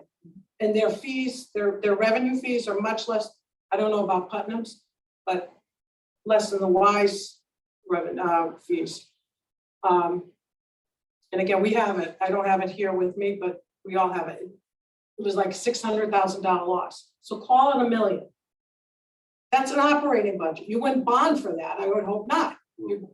The town, would have to increase its budget to cover that shortfall. And, Which then raises the mill to the rate more, extent, right? Well, yeah, because And you you can't can- use that million for something else. Right. You know what I mean? You gotta pump it into operating expenses, Right. because you're losing. So You know, you have so- a triple hit here. and that's You're why gonna we pay need more- a higher to, mill we rate. need to look at the You're gonna pay operating a budget. membership Well, fee, then you're gonna. And that's pay the another- last page Yeah, I have thank here. you. And I didn't know what it was till Amanda gave us that sheet. Well, we Tim can't- and Mike both have the same sheet. She gave it to us. Yeah, no, it's And I great. said, 2.2 mil for them, and then I bring it out with 70K square feet, and it's 3.4 million. That's what No, it is. right, but this, It's just. fair enough, fair No, enough. I'm just laying it out. Right. You gotta know what it's gonna cost to run this place. It's real. But we laid that out before, Dave. I just Well, I want to, didn't know. well, I Dave, didn't know that. Every Right, every we place went we've gone to has an operating loss. yes, and we went like Newtown, 54,000 square feet, and we have their costs, we have their revenue, we know what their loss is. Right? We have that. So that now you get to, we absolutely have to look at it, and you have to figure out what our operating budget is, and that's what Kevin is bringing to the table to So, think about. I mean, the last page, first I want to just kind of give you FY '22 general fund budget. So the senior center has a minimal amount of revenue. It's kind of tend to be a revenue generator. When you look at wages, fringes, and that's this page. And you look at direct and what I'll call indirect cost, which is really the utilities, the electricity, the water, those items that go into the existing facility. The total cost is $430,000 to run the seniors. If you think about it at today's 33.93 mill rate, That's the equivalent of 0.18 mils. Certainly not the driver of the budget. But does provide, I think Tina does a great job with a very limited budget. Parks and Rec, Community Center generates the budget has $145,000 of revenue. Keep in mind, that element includes basketball, pool passes, summer camp. Those are probably the big three. Yeah. So I don't know that you're going to remove those items. If the pools went away, you would probably lose that, but you'd probably switch it to the other passes. And then running it between wages, fringe benefits, again, direct costs of just operational costs, and then things like water and electricity and the like. You're looking at 650,000. So on that scale, it's 0.21. So the senior center and the Parks and Rec Community Center budgets of 33.93 budget, 0.39. So basically a third of a mil is for this group. But it's about $1.1 million of expenses. So if it costs 3.4, we say roughly 3.5 million to run, you would have some overlap. So I don't think it's 3.5 million incremental. Right. Much of this is going to continue. But I don't think anybody, I hope no one goes into this thinking that the existing staff, the existing infrastructure costs of electricity and water, et cetera, will remain consistent. Running 2 outdoor pools for 6 to 8 weeks is dramatically different than running 3 pools all year round. Just the water, the electricity, those types of things alone will be substantially more expensive. So I can't give you numbers per se until we actually know what it is you're actually running, the programs, the timing, and the actual building. But these are the things I just wanted to kind of let you think about. There are some revenue considerations you could have. Certainly there's family or individual membership fees. You talked about that. There's potentially league fees. If you have basketball courts, there are places that have league fees, especially like adult basketball leagues, volleyball leagues. You could even create pickleball leagues because that's a really popular thing today. Swimming lessons and other items. We can collect money for swimming lessons today on the outdoor pools, but you could do swimming lessons all year round. There's a potential to get more there and potentially from people outside of just Berlin, especially where you're located. You've got Newington is not far. You've got Meriden. You've got other places that are reasonably close to that area. There's potentially advertising. You could sell advertising for folks. Tournaments. You could be holding tournaments and bring other groups in who might choose to use your facility. And then there's food sales. You talked about having, especially by the senior center, having a little cafe area. You could potentially sell that. One thing I will caution is in issuing bonds, because they're tax exempt, the majority, and from an IRS perspective, majority represents 90% of your purpose. So the square footage is typically what the bond council would use, needs to be for governmental purpose. So you can't lease out a bunch of space with tax exempt bonds to a chiropractor or somebody who might be in there running a private business. You have to limit that to no more than 10% in order for the bonds to still qualify as tax exempt. Otherwise, we end up in a whole other mess of paying the IRS, basically the differential between taxable and tax exempt bonds. So then, those are areas where I think you could potentially reduce the cost to the taxpayers. Now, I use that somewhat loosely because many of the people who would pay this would also be your taxpayers. I think Jen would attest that Scalise Field has many people who rent it out for different adult leagues who are also residents of the town and paying taxes for it. They're also non-residents, but it is an opportunity to lower that burden. Things you have to consider from a cost perspective, there's management. Managing today's community center would be dramatically different than managing the community center that QA&M put together. Managing the senior center would be would offer a lot more, but it's going to require a lot more. Tina's running around like crazy as it is. You're going to add a lot more in. It's going to end up being more people to help do that. Your programs costs. Presumably you're putting all of this together so you can have more programs to offer. There's a cost to do that. Debbie would be a great source of knowing what does it cost to actually run a program. And you're going to want more of those enhanced programs, if for no other reason than you're able to use the facility year round and offer things, especially youth year round. Lifeguards, if you're gonna keep the pool open year round, you're going to need people there year round. Custodial, you got more space, more activities, you've got locker rooms. I put a note at the bottom about capital, but it also plays into this. These areas are certainly scrutinized when you get to things like locker rooms, you get to the water quality of your pools. If you have a cafe, the health inspector will be in more often. And if there's a problem, you fix it or you shut it down. They don't go, okay, work on that, or let's see if we can get it in the budget next year. You fix it. Insurance. There is certainly more insurance to running a pool. Putting in a couple basketball courts, very different. Running a pool, you have to insure it. There is a greater risk. I mean, there's been horror stories, fortunately, probably few relative to the people, but people do get injured, especially if you have a diving board. It is a risk. We had one, was it 2 or 3 years ago, one of the diving boards broke at one of the outdoor pools. Fortunately, nobody got seriously injured with that, but if you're running diving lessons, these guys, they're not jumping off the side of the pool. I mean, they're going, well, anyway. There's equipment, there's utilities. Your utilities are gonna go up. There's different maintenance of the facility itself. You've got parking lot, you've got the grounds, you've got the actual building. I mean, you've got pumps and other things that go involved with the pools, the lights and other work. And that of course feeds into public works, ground maintenance. The other piece I will bring up is you talked about the transportation savings for the Board of Ed. And that's real. I mean, they're bused to wherever they're going to go. So that is a cost. I'm assuming they wouldn't bus across the street. So that is a real savings. I made the note here, there's real savings and then there's what I'll term government savings, which is, well, it increased less than it would have increased. So if you really want to incorporate it in as a true offset, it has to be actually a real reduction, not just, well, we went up less. So probably a lot more than you wanted. It's certainly the pleasure fest that the debt conversation always is. Go through savings and potential savings and things. Do we go through you, even if it's Board of Ed, or do we go directly to Board of Ed? You can go directly to the Board of Ed. They will be, Ashley would be the best source of knowing exactly what does it cost. Ashley and Jeff know what it's going to cost for us to run the bus for the team. They pay the bill. And whatever rentals they might pay. Whatever rentals, whatever, yeah.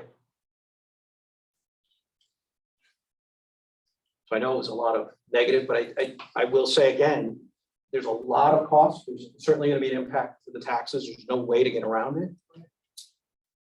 But the design that's out there is a beautiful facility. I think from what I'm hearing, it will meet the needs of the swim team. I think I'm hearing a lot of positives from seniors. There's a lot of positives for the community. So I don't want to be all negative in saying, oh my God, you're going to pay all of this. Mike would probably hit me for saying this, but it's not like a road or a bridge where you go, great, thanks.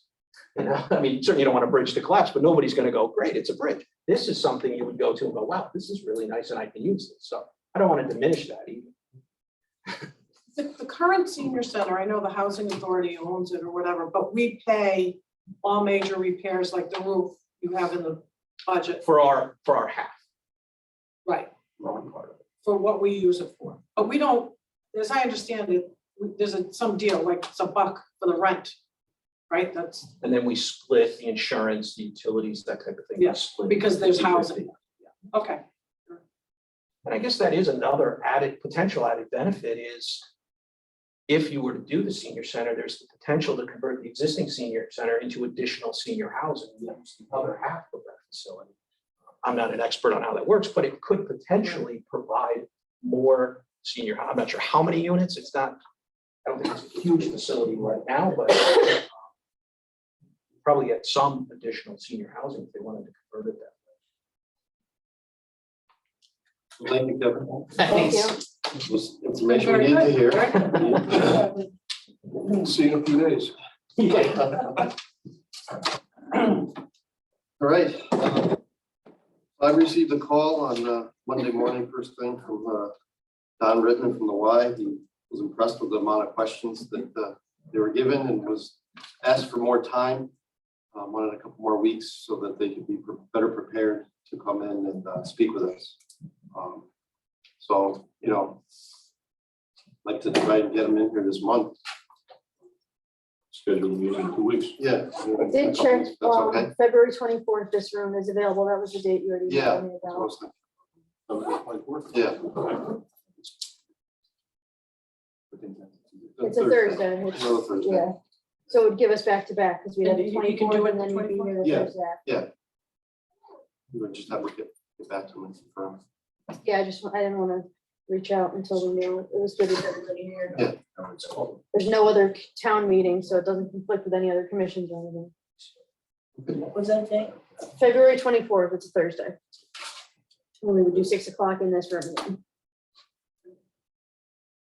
Thank you. All right, I Appreciate will, that. I'll email John. Yes, There you go. Okay. that'd be perfect. We'll do that. Okay, so we'll open up for any discussion about anything that was talked tonight. Anybody?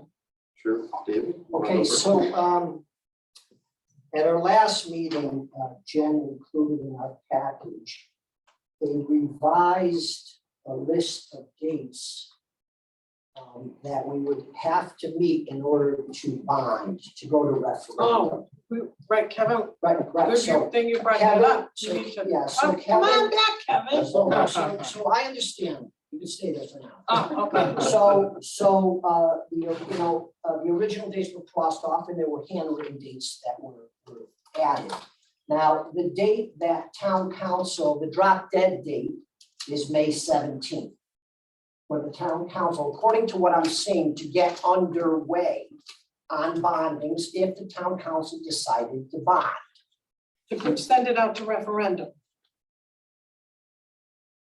Well, we gotta prepare, No, in order to, just so that schedule, Sure. that schedule was Well, yeah. put together, assuming an the April. council wanted to put it out to referendum in November of 22. November of 22, right. If they wanted to do that, then we had to start the bond process on May 17th. Right, so that's, Right, okay. So in order to give the town council adequate time to review what we've done, I believe we should have our package completed and to town council April 1st. We can't just give it to them a week before May 17th and say, here you go, council, figure it out. So I was thinking that we should commence the preparation of our package to deliver to town council April 1st.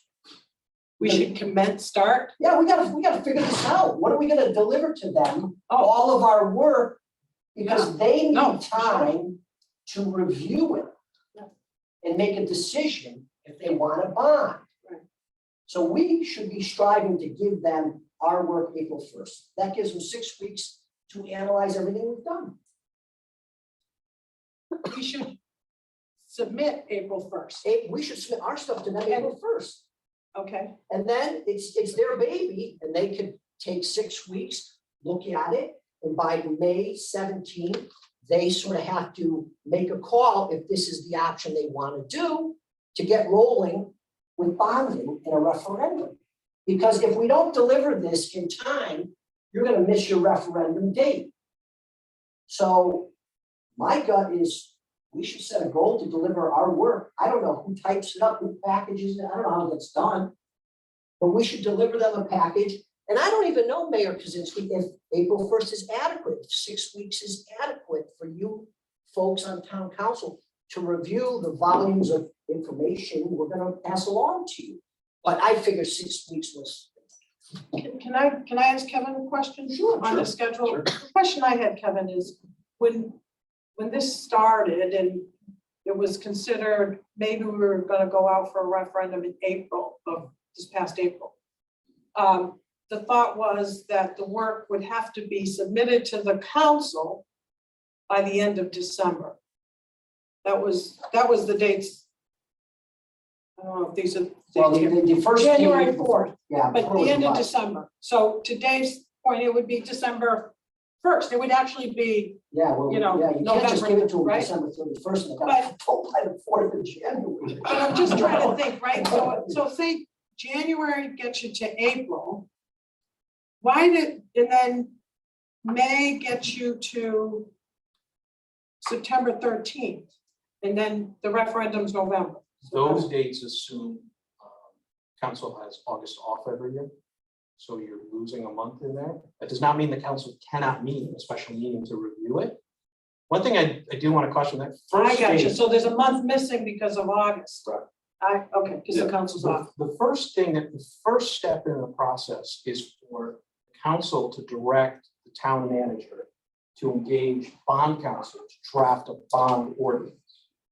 So you could continue, the council can continue to review while that is happening. So they have to direct the town manager to do that, which by extension is me, working with bond counsel to draft that. And then we come back to the next meeting. And at that point, the council then makes the decision, do we want to move forward with this ordinance? They then have to open it up at the next meeting so that there can be a public hearing, so the public can come in and talk about the ordinance. They can talk about the project, they can talk about I'm sure there'll be a lot of people coming and talking about this. Typically at that meeting, then the council would then take up voting for moving it forward and saying, we would like to move forward on the ordinance. If the ordinance is less than $5 million, the next step and the final step would be, then it goes to the Board of Finance. If it's 5 million or more, which this certainly would be, then it goes to the Board of Finance. And so part of what we worked on in the timing is when are the meetings for each of these groups so that it can go as quickly as possible to the Board of Finance. If either body decides not to move it forward, it never goes to referendum. So both of those bodies have to say, we'll move it forward.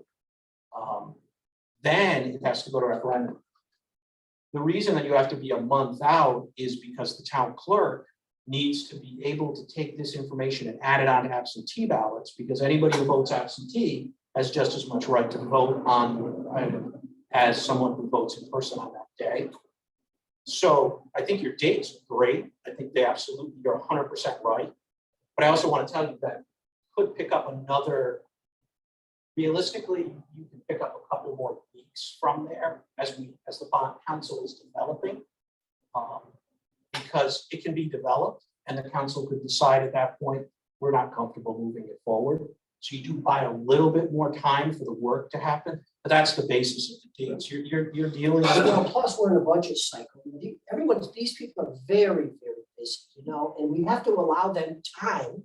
The councilors, we've been working on this since sort of September-ish. We sort of know that we're just going to dump this in their lap. They need to have time to review the work that we have done. It's unfair just to. Well, interestingly, the council's meeting, I believe, if I got the date right, is April 5th. Yeah, I checked it. And that is the date that the Board of Finance will deliver the first, hopefully first and only, but first referendum budget, or the budget for the first referendum to the council. That will be the 5th day after the annual hearing has happened and the Board of Finance sends their budget. So you would realistically be handing this information on the same night that the council was reviewing. How much I we just pay for this? FY23 budget. We get overtime pay It for was that? thought out.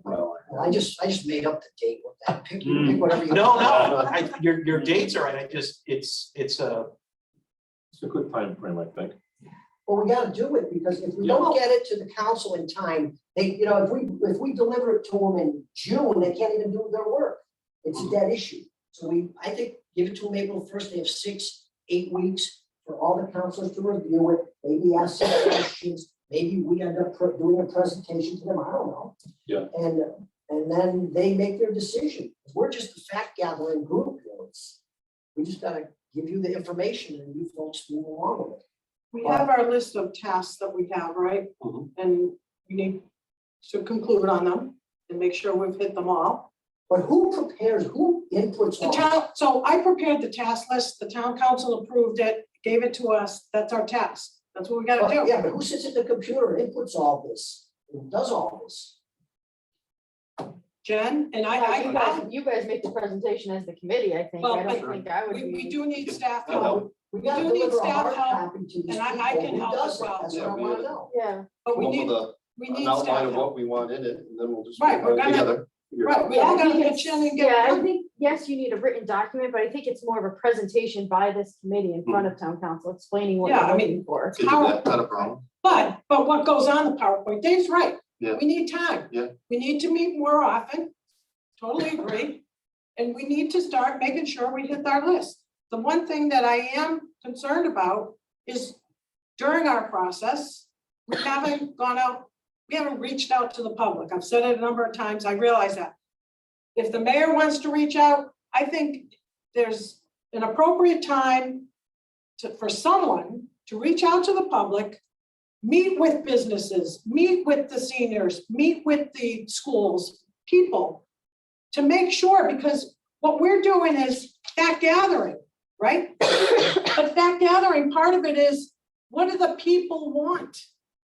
Right? Tell them what we got. It's okay to tell them the mill rate's gonna increase by this, assuming this amortization. Operating budget, this is the operating budget and assumes this in membership costs. All that, it's good because it will give you a sense of that ain't gonna work. And we all want something that's gonna go to a referendum that's gonna work, right? You ain't gonna know it. And if you just put it out to referendum, and it may be what some people want, you lose. Because we haven't done public outreach.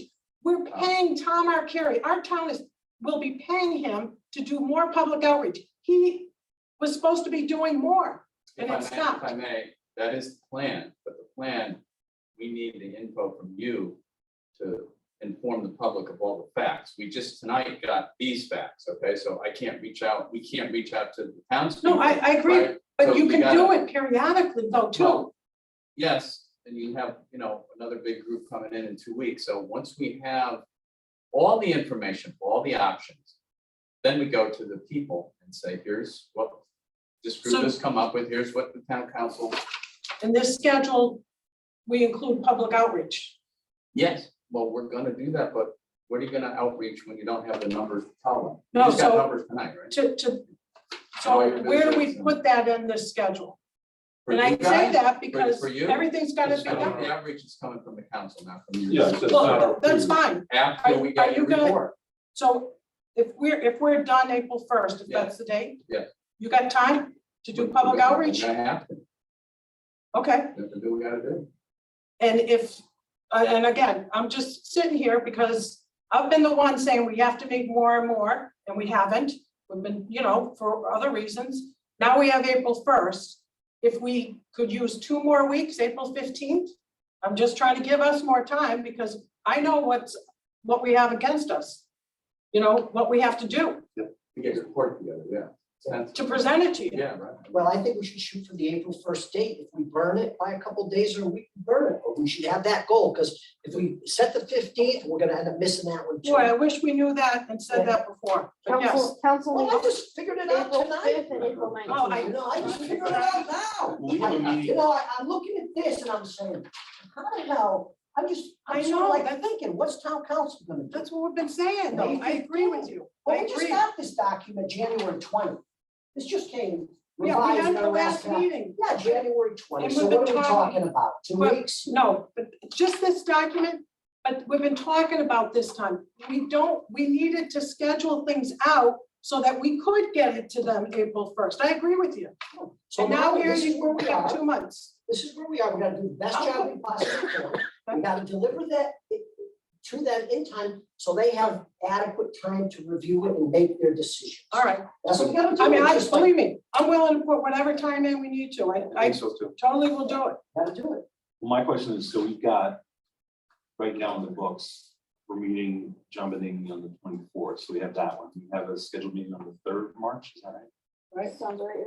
And then it would be, if we want to try and deliver something on the 1st, Yep. we could probably meet 1 or 2 more times in March. When we have a scheduled meeting on April 7th, right? Calendar. So there's that one, we have it's like a fallback date. It's like if we don't quite finish, we can make the 7th the day where we finish everything up. and put things together. You look at it that way. We may end up meeting every week in March to get this thing done. That's We what may we gotta have to. get done, yeah. We gotta get it. It's unfair to deliver it to council last minute and expect them to do a good job and figure it out. It's wrong. It's wrong. I can meet every week. My calendar will be open February and March to get this done. So And do just you so you want know, to, like, not to, you know, even if you missed the first, I think it's important enough that you said the next meeting was April. April 19th. We could have a special meeting for your presentation of the council. You know what I mean? We don't have to just go by council meeting. We're certainly willing to have an extra meeting or two, whatever it takes to do it in a time frame, you know, that's, I mean, it's enough of a presentation that it maybe should be a special meeting. In fact, maybe we do the special meeting at the high school. But there's So nothing. people can go to that meeting and see the presentation. There's our first outreach meeting. that's fine. That's what I'm thinking. You know? There's nothing wrong with us delivering it April 1st and presenting it on the 19th. Yeah. You know what I mean? Yeah. Because if we set the 19th and we miss it, we're in trouble. Yes. No, but what I'm saying is, if you did it on, whenever you did it, I think, you know, When is the referendum for April?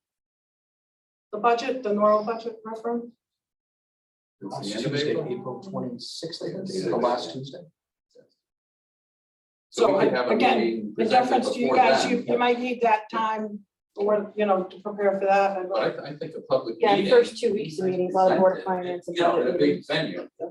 We advertise it, get it out there. We're doing it at the high school. It's the council meeting with their advisory committee, special meeting. Here's the presentation. They're gonna get the presentation from you when we get it. That's okay. That's great. Okay, You know, I think, I mean, that's the first meeting. We can have another one after we deliberate at the council level, but. You know, definitely, we gotta get the info. Now Barbara wants to say something. Sorry, go ahead. That's okay.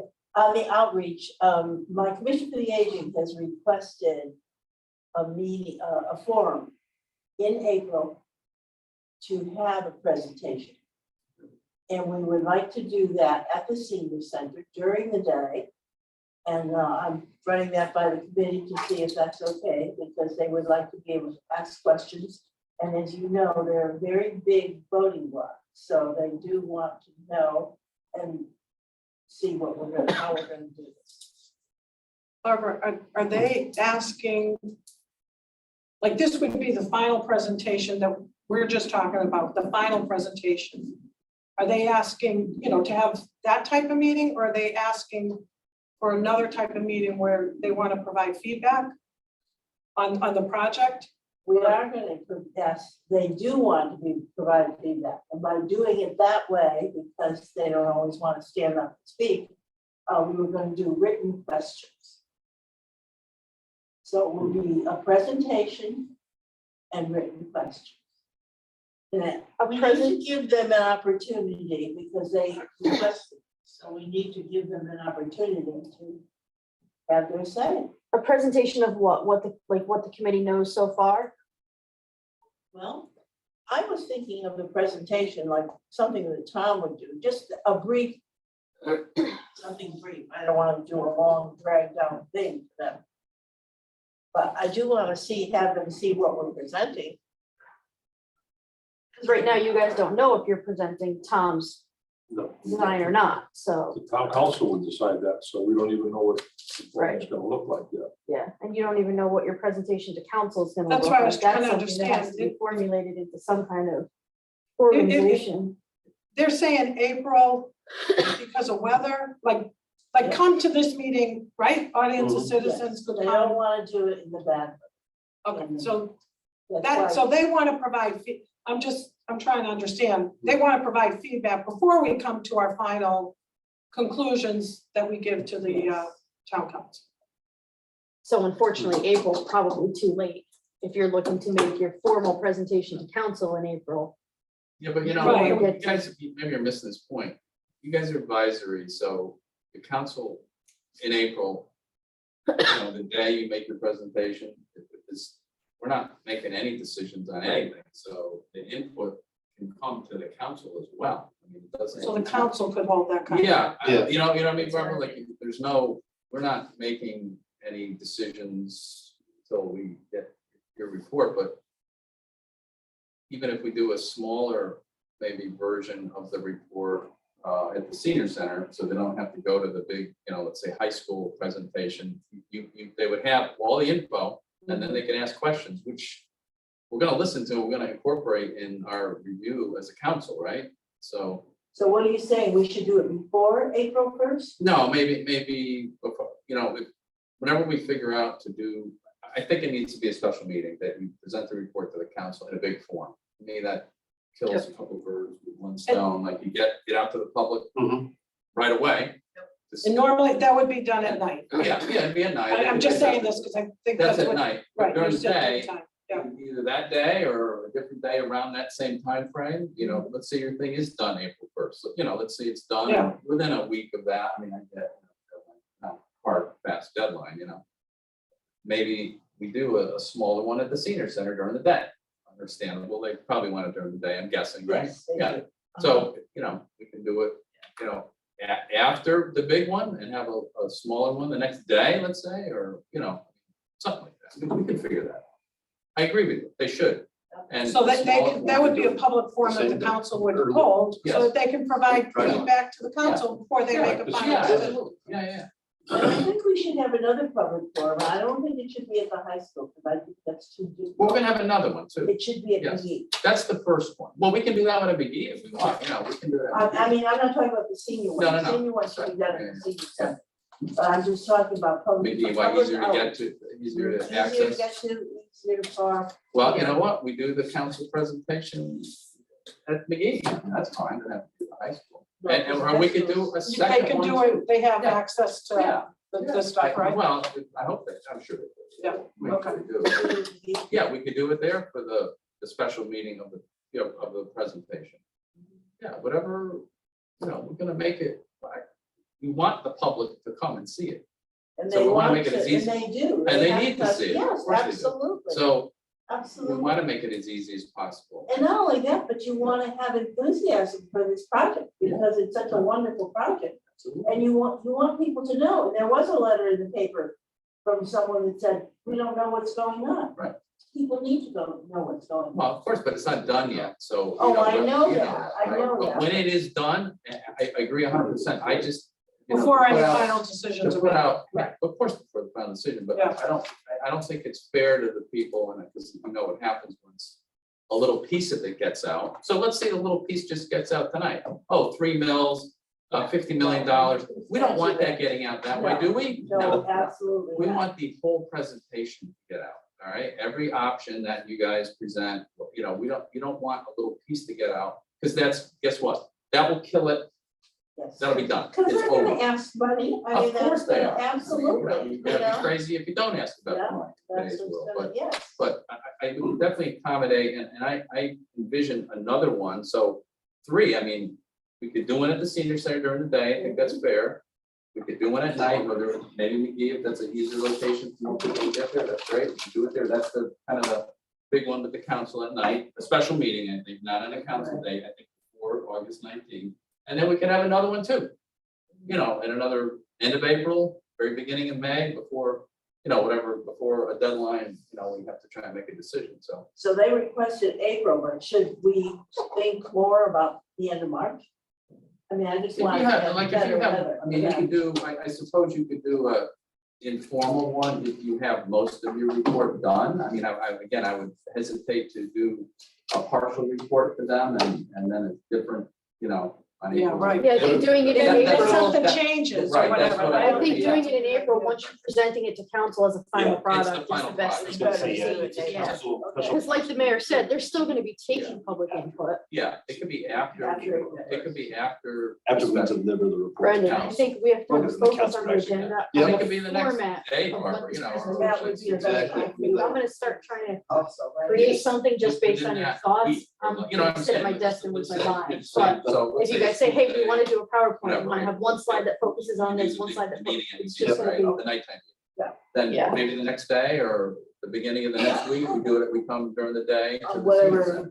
Yeah, whatever. dates. Kevin will help me with the Yeah. financial You slides. know, raise your hand in class. So we're gonna have a meeting on the 24th. If we show up that day, we'll have some ideas, maybe we can think in the next couple of weeks of Yeah, on that agenda, I can put, how our outline is, Yeah. put our slide. I can put John on that presentation, what we agenda, want to put on there. presentation, something, and future meeting dates. Yeah, So maybe shoot us out a revised meeting schedule now. 24th. Well, right now, we just added the 24th. We wanna Or 24. give people a chance to look at their calendars in We should March. probably look at something in Because you March. have a board of Is that March finance meeting 3rd? on Thursday. Thursday, March. Oh, yeah. We already have dates, so keep the other dates. Yeah, every 5 days we got special. So just, you know, Yeah, I'll leave it open. I'll be good. Yeah. Thursday. Yeah, everyone come on the 24th with the calendars on what's available. Like I said, I looked quick and there is a Board of Finance meeting on a Thursday, I think, the week after the budget meeting. But that's right, we Yeah, got the budget was kind of crazy. Yeah, At some point, the Board of the Finance. first 2 weeks of March are kind of crazy. It is. We'll squeeze them in somehow. No, it's not a problem. I mean, that's, Yeah. it is what it It is, is what it is. and we gotta do it, so, yep. okay. It's also wasn't room important to this available. when I We was don't have hired. this stuff. Uh, So You have, So we have a good informative meeting, motion to adjourn. I do, Oh, I wait, have oh, Mike. one quick. Go ahead, Mike. Representative Larson reached out to me and I sent you a note, Brendan. and Did also, did see that, now that you remember. They're looking, they heard about the project and they want us to, they basically just want to have information about, obviously, nothing's finished in the ground and stuff, but they were just looking for information that we provided to their state representatives to see if there's any federal funding, that could be, you know, possibly freed up, but, you know, like you had, Brendan had discussed with me and with Donna was basically making sure they understand that this is certainly not a shovel-ready project, it's just something that we're looking at. So they're Conceptual at this point, yeah. interested in looking, and if they do reach out again, to, you know, perhaps maybe we'll come to a meeting or something. they were given the statement of needs and the conceptual design of the video. Okay, perfect. All right. Any more items for discussion? No, but God bless you people for doing this. Thank you. I thank you for all Good your meeting. time. Thank you very much. It's a lot of work, and I know it. Donna Beach is on, and I saw some questions, and I didn't know if she. I've been answering most of her questions and then one she asked and she got her answer herself. So I think you're all good, right, Donna? I am. I apologize. I didn't see the second link below the first agenda, and I was able to just print that off.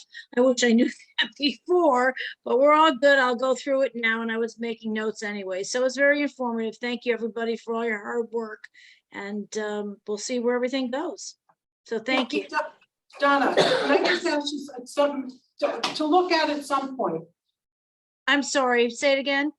Yeah, when you get a chance. I know you said before when you were here that, you know, you'd look into state bonding, state grants, you'd understand it, you'd be able to, you know, tell us, we understand shovel ready and all that kind of stuff, but you were gonna have a discussion with economic development, I think, as well. But in addition, if we put a pool in and we provide swimming lessons, not that that's currently on the list of things to do, but if you provide swimming lessons to school children, you know, as part of phys ed, we used to do in Newington, we had a high school, well, still is there, with a pool. We had our swimming lessons at the high school pool. That there's educational funds you can get, but it has to be tied to the children's school education. And I'm not sure what ages or whatever, but I just throw that out as another avenue, perhaps, on state funding. Yeah, I would, just to interject if I can, it's certainly something that we can look into. And I would like to definitely include Abercrombie and Lopes in that, okay? Both of them being the senior ranking in some of those areas. Clearly, I could reach out. I'm on the education committee. That's the first I've heard of something like this being done, but it's always worth the ask, and I can have my aide put the question in. So sure, I mean, that's not a problem. I just don't, I've never heard of that before, so Yeah, I don't know. someone told me about it and I said, no, I'm gonna bring it up. Sure, So- sure. It's, I'm willing to look at any, ask, you know, you can only. do No. And again, the That's town right. may decide it doesn't want to go that way, but if it's a way to get some funds, you know, who knows? Sure, absolutely. Now, if this had COVID related, I'm sure there's lots of money that we could come up with. Yeah. All right, Okay, thank you. you're welcome. Motion to adjourn? I'll make it. Thank you. Second, we have a second. All in favor? Aye. Aye. Thank you, everybody. With the agenda for next time, can we put on that we should hear back from